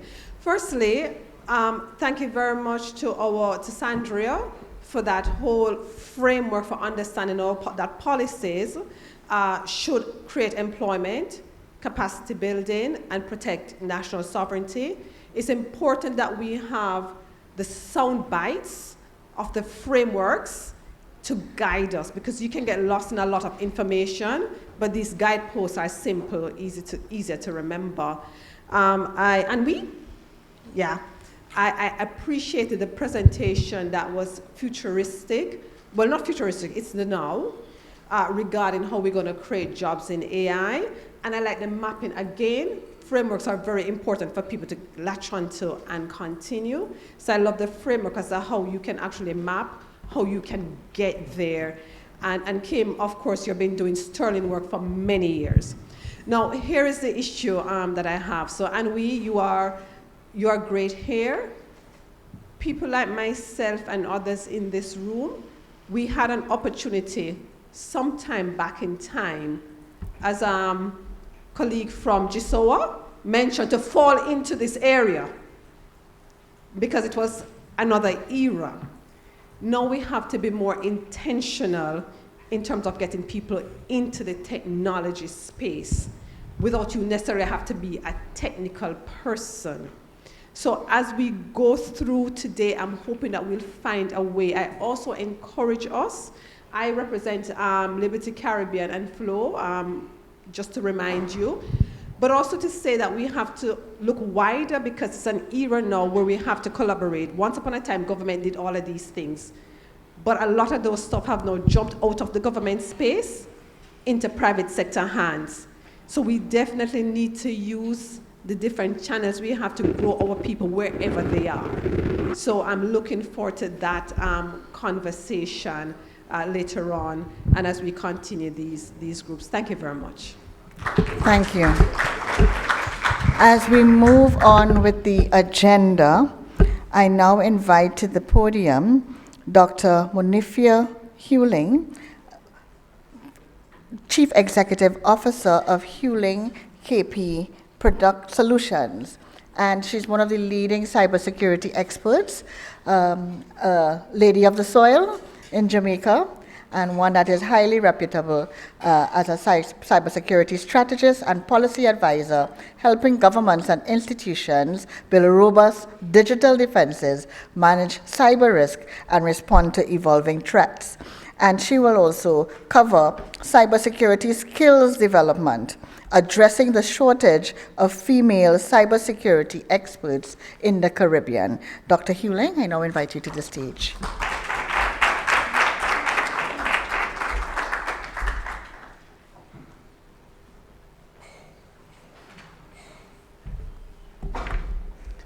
Good morning, all. I was wondering if I was going to get here eventually because it kept being pushed back, but I am here. I am Monifia Hewling. I've been working in cybersecurity for quite a while, IT even a greater while, and we will not go into those dates just now. Cybersecurity and addressing the shortage of female cybersecurity experts in the Caribbean. Like my predecessors have said, the persons before me have said, there is a shortage when it comes to IT, anything computer science related. Why is this? The industry continues to face significant gender imbalance, with us as women being underrepresented in all the roles, the technical roles, the leadership roles, and the policy roles. And I'll say especially the technical roles because I have actually moved across these roles. I was a techie and then I moved on. In the Caribbean, the gap is further broadened by thought, I would say, and we'll go into a number of things that hinder the region's ability to build resilience in tech, and I will say tech. Where's all this coming from? And I can say from experience that this exists because I've experienced it. My most recent qualification would be, well, when I did my PhD, and I did this overseas, I was one of 4 female in the research room for computer science. When I started out in computer science, even further back then, I was one of 3. In most of my classes, I was either the only female or one of 3. And so this has existed for more than 2 decades. Marjorie will say 2. But we have certain things that have caused this, especially in the region, and this may be so internationally, having experienced similar things overseas. Education and societal barriers, role models and mentorship, challenges in the workplace, policy and structural support. Now, this gender disparity expands far beyond numbers, and we got a good layout of the numbers, and I'll just say it's similar. And cybersecurity gets a little bit more techy, and so the numbers may be worse here. Now we say, it is said, the stat says we make up 25% of the cybersecurity workforce as women, and according to the OAS, this places the Caribbean at a disadvantage building out these societal frameworks that exist. Now, when we look at our culture, for one, I know people get very touchy about this. But as a female, you are not expected to be good at maths, and you are not expected to be good at science. Nothing STEM. And it's something that is ingrained in us. And it's a challenge I have faced. I'm lucky to have had the support, especially when I was in government. I had male and female support. And that has continued throughout my career. But there are persons who, when you say the digital forensics or the cybersecurity person is turning up, and I step in, they're like, a girl? And I'm like, yes, a girl.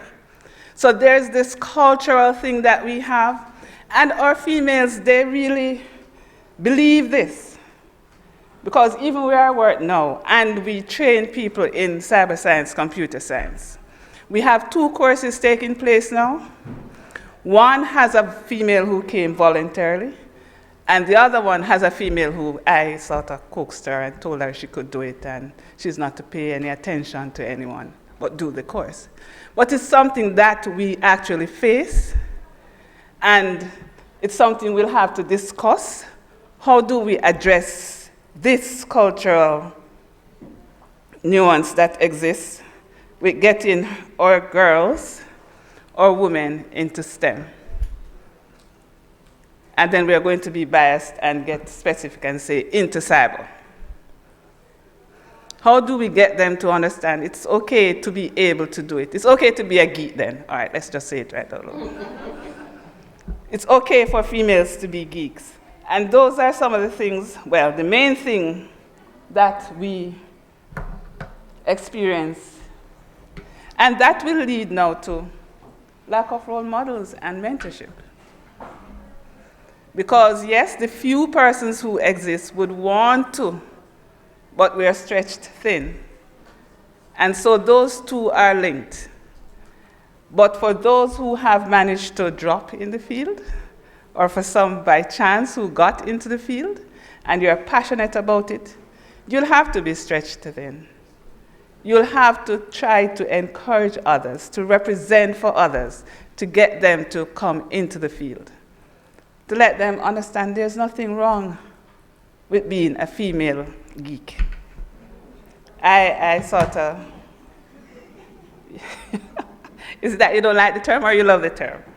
I dwell on it. Ma'am, you're a geek, yes. Challenges in the workplace.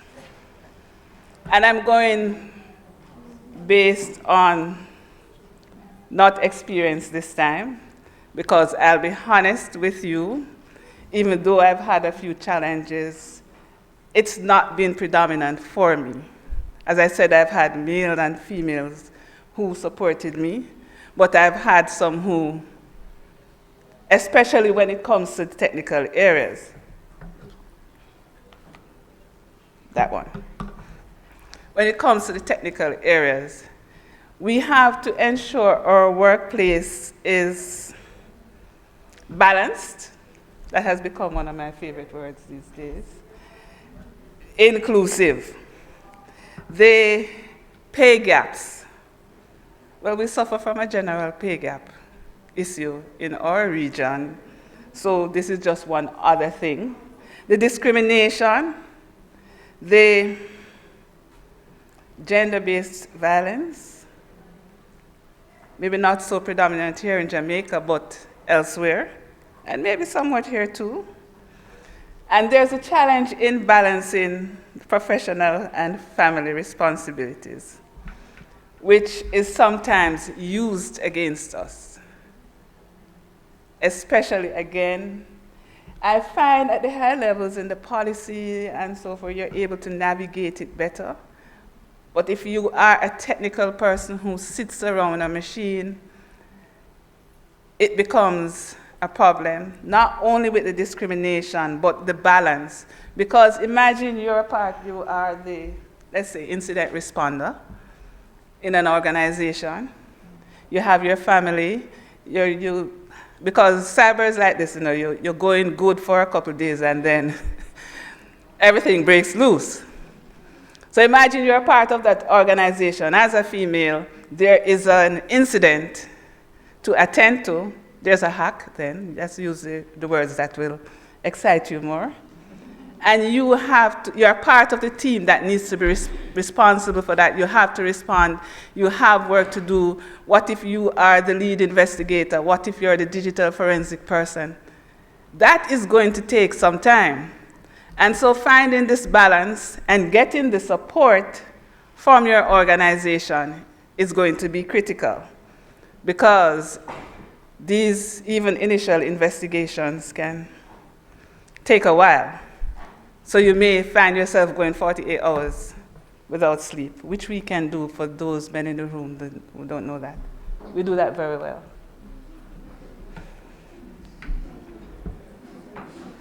I see some of the females laughing. You can't go 48 hours without sleep. If you're in tech, if you're a programmer, if you're in cybersecurity, if you're in digital forensics, you must have gone that long. It's for the... So imagine managing that with a family, because you're used to the 48 hours there, you know, with the baby crying. So it's getting that balance.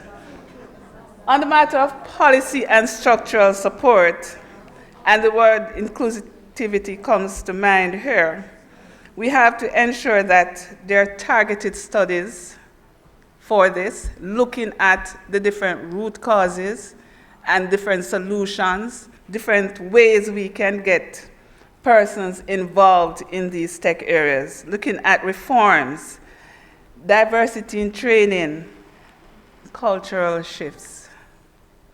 So these are some of the things I want us to look at as we go into the afternoon.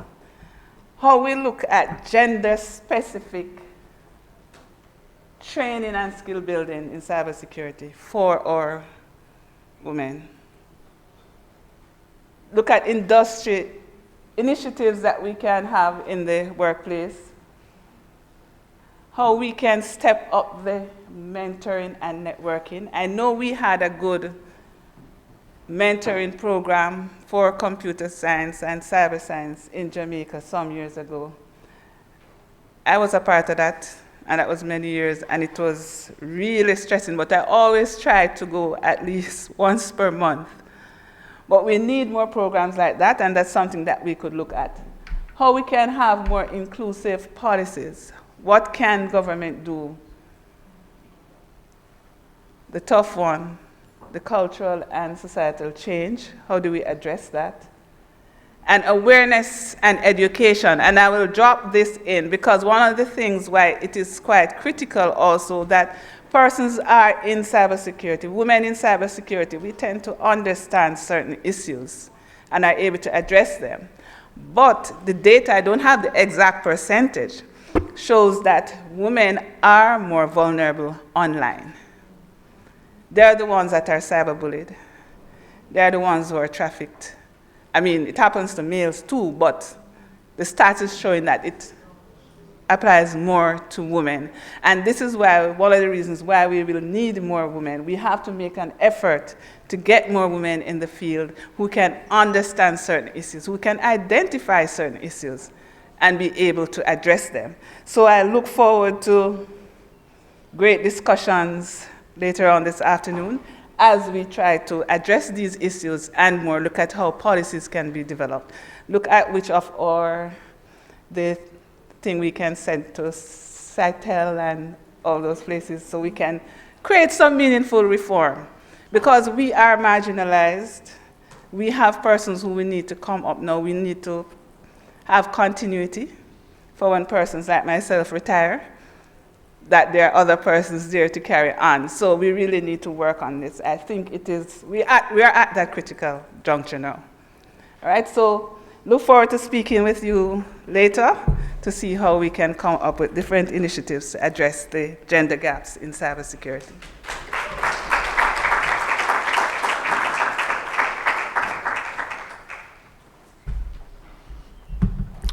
Thank you very much, Dr. Hewling. And I think it is something that we hear all the time, every year, at every event. We identify it. But if we do have the data, data is very important to us. Data is extremely important. And if we don't know where we are, we would not know where we have to go.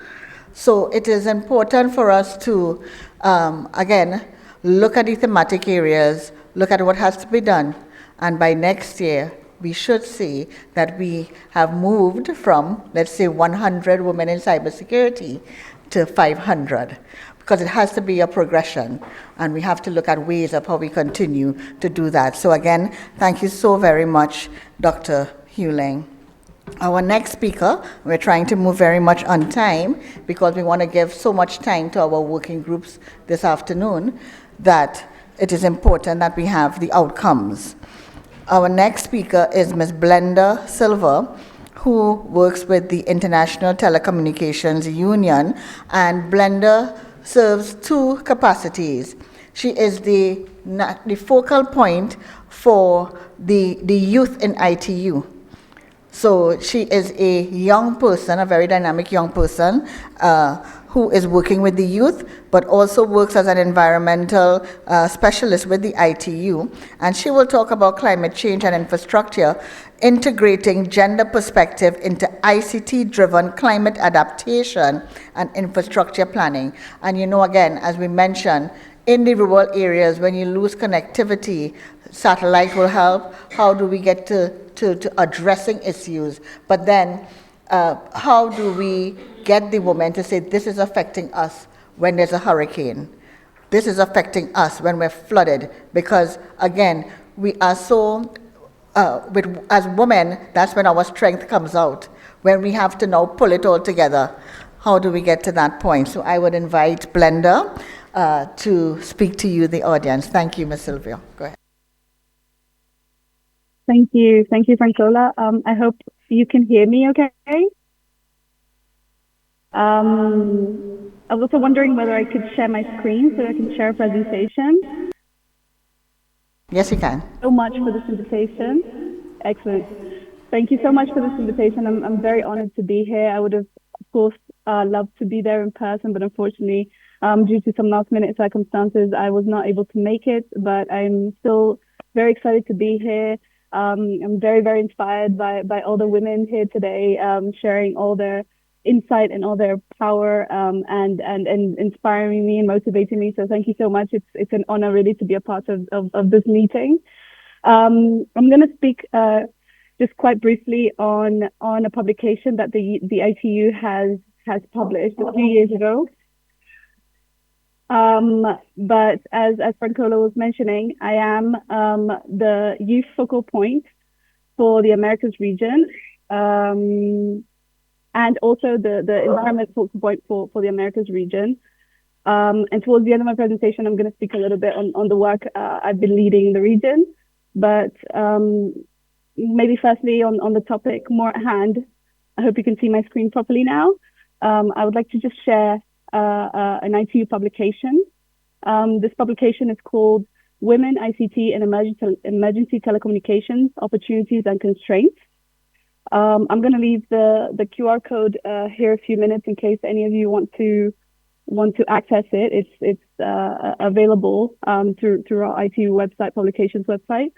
But this is a very interesting report that speaks on, as it says, opportunities and constraints, right, of the role of women and the role of ICTs when it comes to emergency telecommunication and disaster risk reduction, right? So I'm just going to very quickly go over it because it's very detailed, it's very complete and comprehensive, and I hope all of you can have the opportunity to read it. But basically, it talks about how, you know, gender-based asymmetries, they do not only manifest in the access and use of ICTs, but also in participating, as was said already here, in the design, development, and deployment of ICTs, right? And this includes as well in the planning of the use of ICTs for disaster risk management. And these asymmetries, unfortunately, rise from, in most cases, you know, deeply rooted cultural norms and perceptions of gender, right? And they actually manifest through the 4 phases of disaster risk management, and differently across individual communities, of course. But women are disproportionately affected, right? So as women that are disadvantaged by the triple divide of digital exclusion, rural marginalization, and gender inequalities, there's a 4th dimension of risk if they reside in disaster-prone areas. So this report actually shows many cases and opportunities to use ICTs themselves to kind of bridge that gap in offending, bridge that gap in the perceptions of gender that prevail as barriers to women's agency in these situations of disaster management. So here's just one just kind of graph that I found interesting and I'd like to share with you guys. So this is, it speaks a little bit to different ICT channels and platforms, and it characterizes each of them in terms of the extent to which it's able to reduce some of the key barriers of women with regards to disaster resilience, right? So here we have access information, access cash, engage and participate, learn, and perceive gender differently as these different axes. And we have, you know, FTA broadcast, so radio and television, cellular voice, so with SMS, mobile internet, and distance learning. So here you can see a little bit how these different ICT channels and platforms contribute to reducing these different barriers, which are very prevalent or very important actually in cases of disaster resilience. So the access to information, the access to having, you know, banking capabilities to be able to transfer money to and from in a situation, in an emergency situation, engaging and participating, you know, policy creation, creating, let's say, resilience groups or groups of women to deal with the aftermath of a disaster, for example. Learning, of course, or having ways to mitigate these disasters and deal with the challenges that women specifically have in these kinds of situations, these disasters. And of course, as we were saying previously, perceiving gender differently so that we're not affected disproportionately as women in the case of these emergencies. This other graph that I just wanted to share with you, it's just as a snapshot of this amazing publication. It just shows a little bit, I guess, the different, like this, a trajectory that was proposed in this publication, which is 3-tiered. So it's, how can I explain it? So the gender disaster resilience, so with the ICT component, of course, how it can be, how these components can endure ICT impact. So here we have protection, which is, I guess, is the most basic layer. And there you can receive basic information, get and spend cash.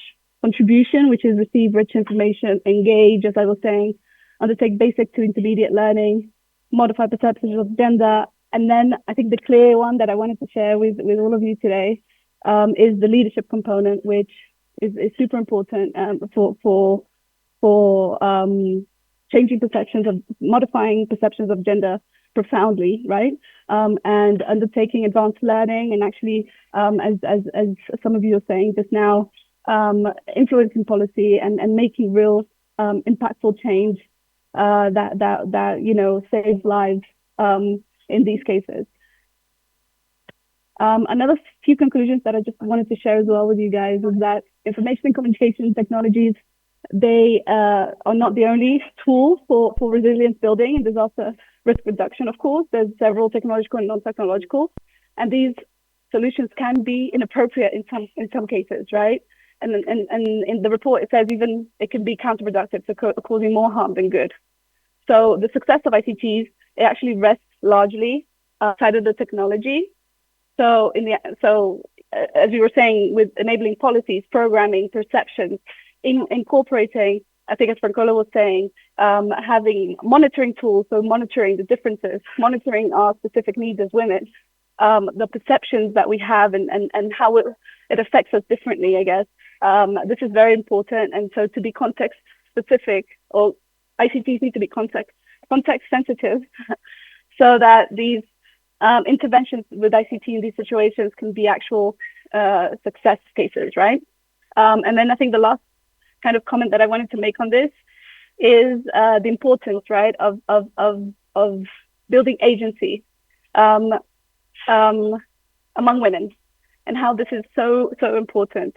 And with higher level of agency, there's like more of a universal impact on traditional perceptions of gender, and it's strongly associated actually with long-term impact on gendered disaster vulnerability. So the more agency we develop, the more leadership.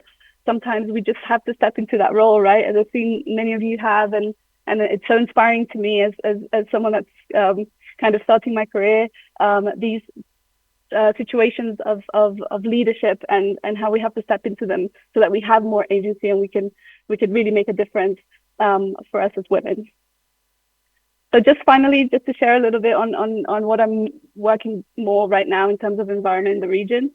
I'm working more directly with creating a circular economy for electronics and electrical equipment. So basically e-waste management. And the ITU program on this is, as you can see in the map, it's some of the countries that we have, as the global program, some of the countries that they have worked already, and some that we have open projects still. In the region, we've worked with the Dominican Republic. We're currently working with Paraguay. We do have, as I was saying, on the importance of monitoring tools and data and data and statistics element of this program. There's also policy and regulation support or technical assistant element as well. An international standards, of course, that we develop at the ITU for e-waste management. And I mean, the big one, collaboration is great. I'm currently actually about to implement a study tool with several countries to exchange views and share knowledge on e-waste management. And it's great to see so many women leaders as well in this space. So yeah, please feel free to reach out to me if you have any interest in this program, in the publication, of course, and as well any youth-related activities. But anyway, just happy to have been invited and to have participated.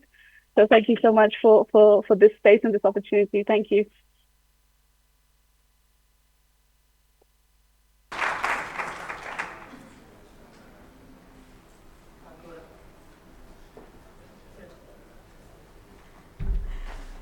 Thank you very much, Blenda. And I would give the mic over to, there's a mic on the desk, on the table, to Dr. Malaliu.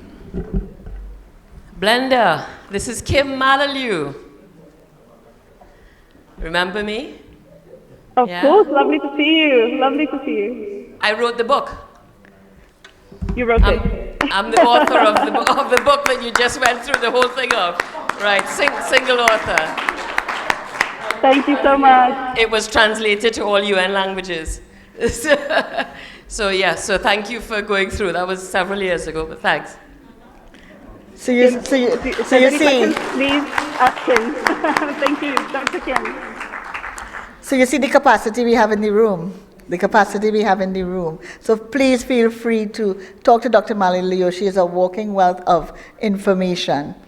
And to close off this morning's segment, I do want to indicate to please write down your questions. This afternoon's workshop, the format of this afternoon's workshop, each table will be labeled for the thematic area for your breakout working groups. So we'll have an AI, cybersecurity, climate change, and when you come back from lunch, we would ask that your area of interest, and we should have a balance of about 5 to 7 persons per group. When you come back to your table, you then go to the area in which you're most interested, and your facilitator will take you through. We are passing around a book to please put in your name and your number, because we also want to invite you to be part of the network of women. The format or the structure, the governance structure of the CTU network of women, we would be appointing a chairperson as well as a vice chair, but we have national focal points, which would be from government for our 20 member states, and we have points of contacts. Those points of contacts would be from academia, private sector, civil society, regulatory bodies, so that means you. We have a general membership as well, which would be for the young people, so you can join. So there's an opportunity for each and every one of you to be part of the network of women. And while we are the network of women, please know we're not leaving out the men, right? So the men who support us, we also welcome, because we do have a CTU Caribbean ICT Youth Network, which is also very active. You will also see this afternoon where we will talk of our quarterly publication, which is one of the areas in which we disseminate information to you, called In the Know, and we will share how you submit information on that. Can we get a mic to this table, please? Hi, can you just help and take that mic to this table, please? Yeah.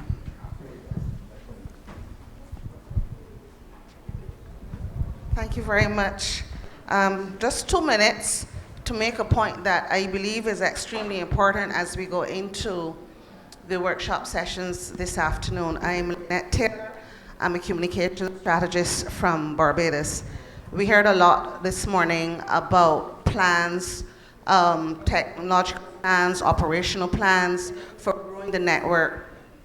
And we did see some indication of where there was a need for building awareness and public education.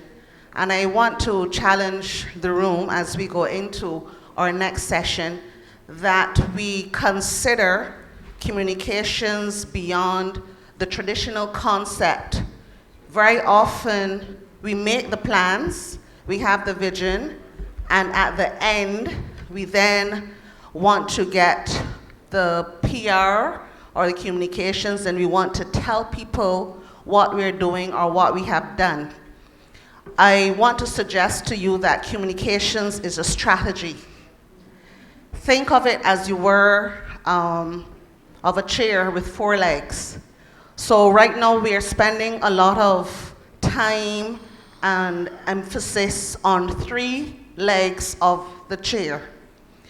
It will collapse if we do not be intentional about what that building awareness has to look like.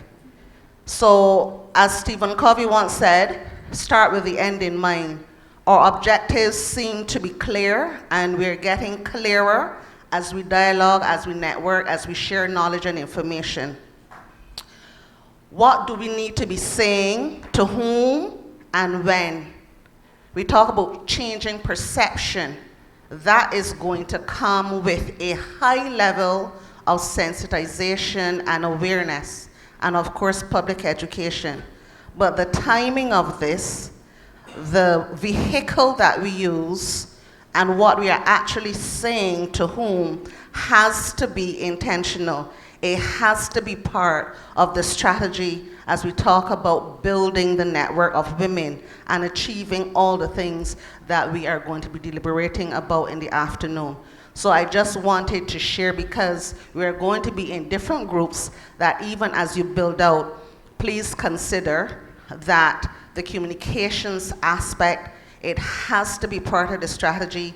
Strategy is something that is intentional. It is never thought of at the end. It is always part of the beginning, embryonic stages. Thank you. Thank you. Thank you. Thank you very much, Lynette.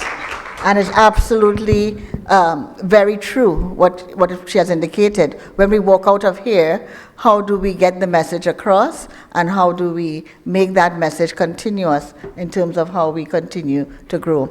And we have a very surprise speaker who's not on the agenda, but one who is very dear to us. We have Ms. Vashti Maharaj from the Commonwealth Connectivity Agenda, who is a key partner of the CTU, but also one of our featured ladies in the No publication that we featured a while back. Vashti is advisor for digital trade at the connectivity agenda in the Commonwealth, and therefore would bring a different perspective to all that we have brought together. We spoke a lot about technology, but then there are other areas in which we should encourage women to pursue. So I now invite to the podium Ms. Vashti Maharaj.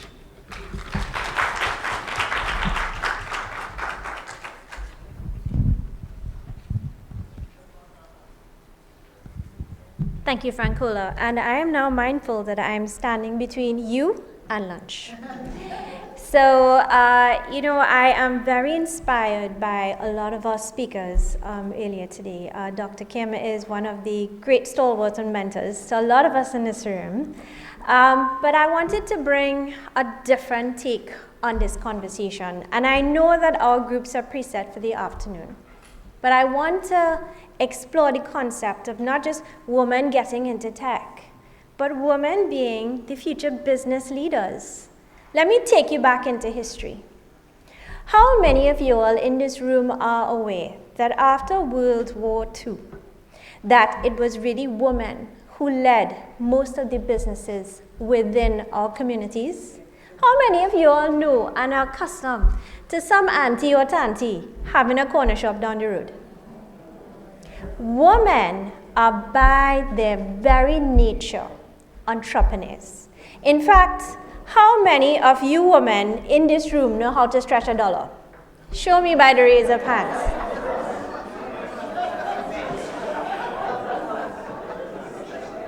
That very inherent skill set that we have positions us to not just be entrepreneurial leaders, but it's interesting. Our very nature as Caribbean women positions ourselves to be the future e-commerce leaders within the Caribbean. I want to give you a very interesting fact. Do you know that within the Caribbean region, 40%, 40, of our informal businesses are, guess who leads them? Women. But how many businesses are officially registered? How many you think are official registered business? Give me a good guess in this room. Close enough. 23% only, just about half. And of those 23%, how many of those women-led businesses have access to finance? 1%.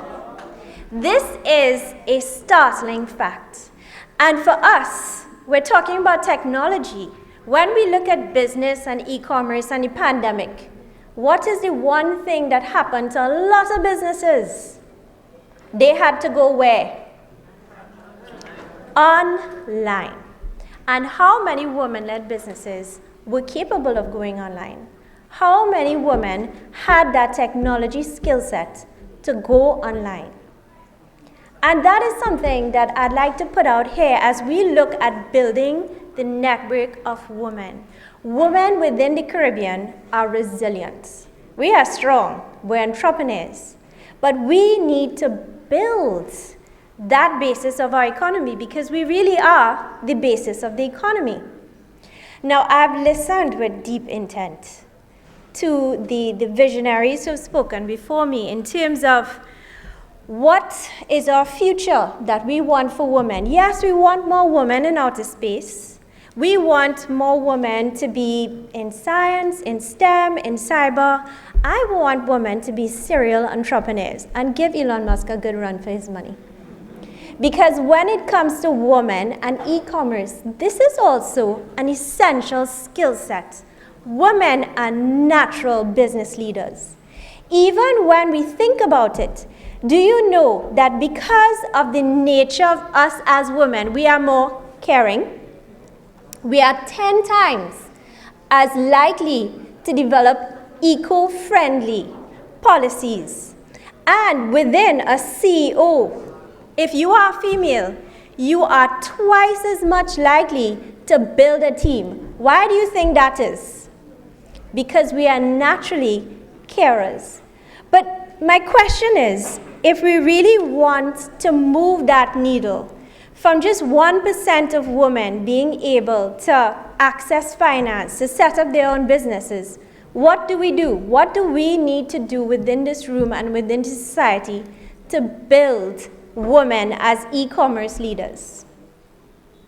And this is something I'd like for us to consider as we talk about our future plan, because we have clearly articulated what we want.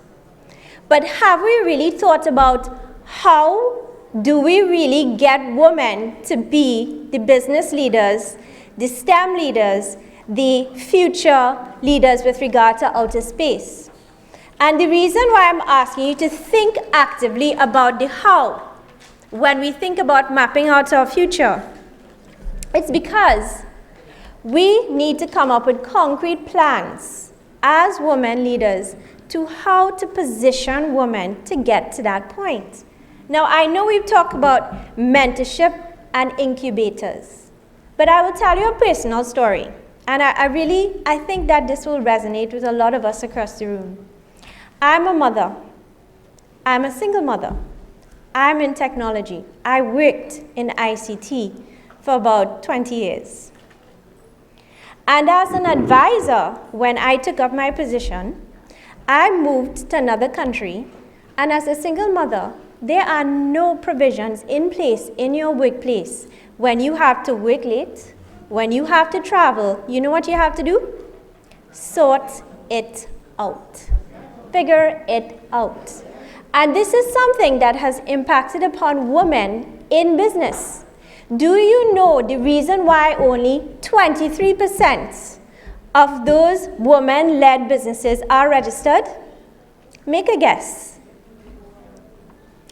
A lot of women have to make the decision about what to do with regard to childcare. A lot of women actually have to figure out whether they have the business skills to even go online and do online registration for their businesses. A lot of women don't have that skill set to do online marketing, to even understand cybersecurity protections. A lot of women don't have that skill set. And when we think about what we want, we need to think about how to move that needle to get to where we want women to be. And I'm going to close, because I know you all are hungry, by saying investing in women-owned businesses is good business. Let's figure out how to get women there. Thank you.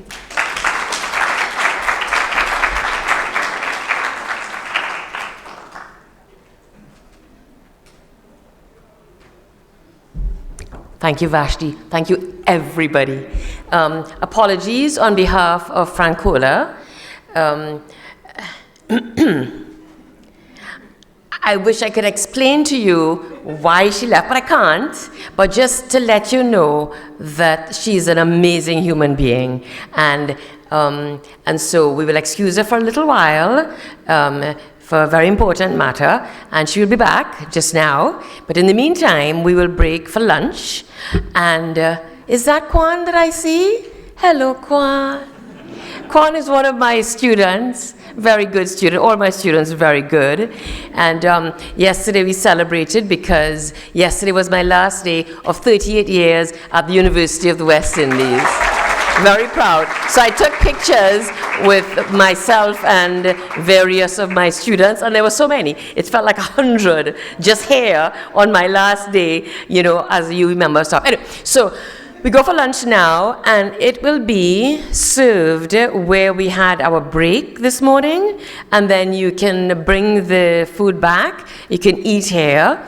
I want to remind you that our work, we resume resume formal work at 1:30, but all now so we are doing the informal work of preparing. So remember that we have our 5 thematic groups. And on your table, you would see the agenda for today's session, and you will be reminded of the 5 thematic groups. So in the meantime, please mull, decide on what working group you want to be a part of, and we encourage you to sit at that working group where the lead will be. At least the lead who are in the room. Maria here will lead the satellite working group. And so let's go enjoy lunch, come back.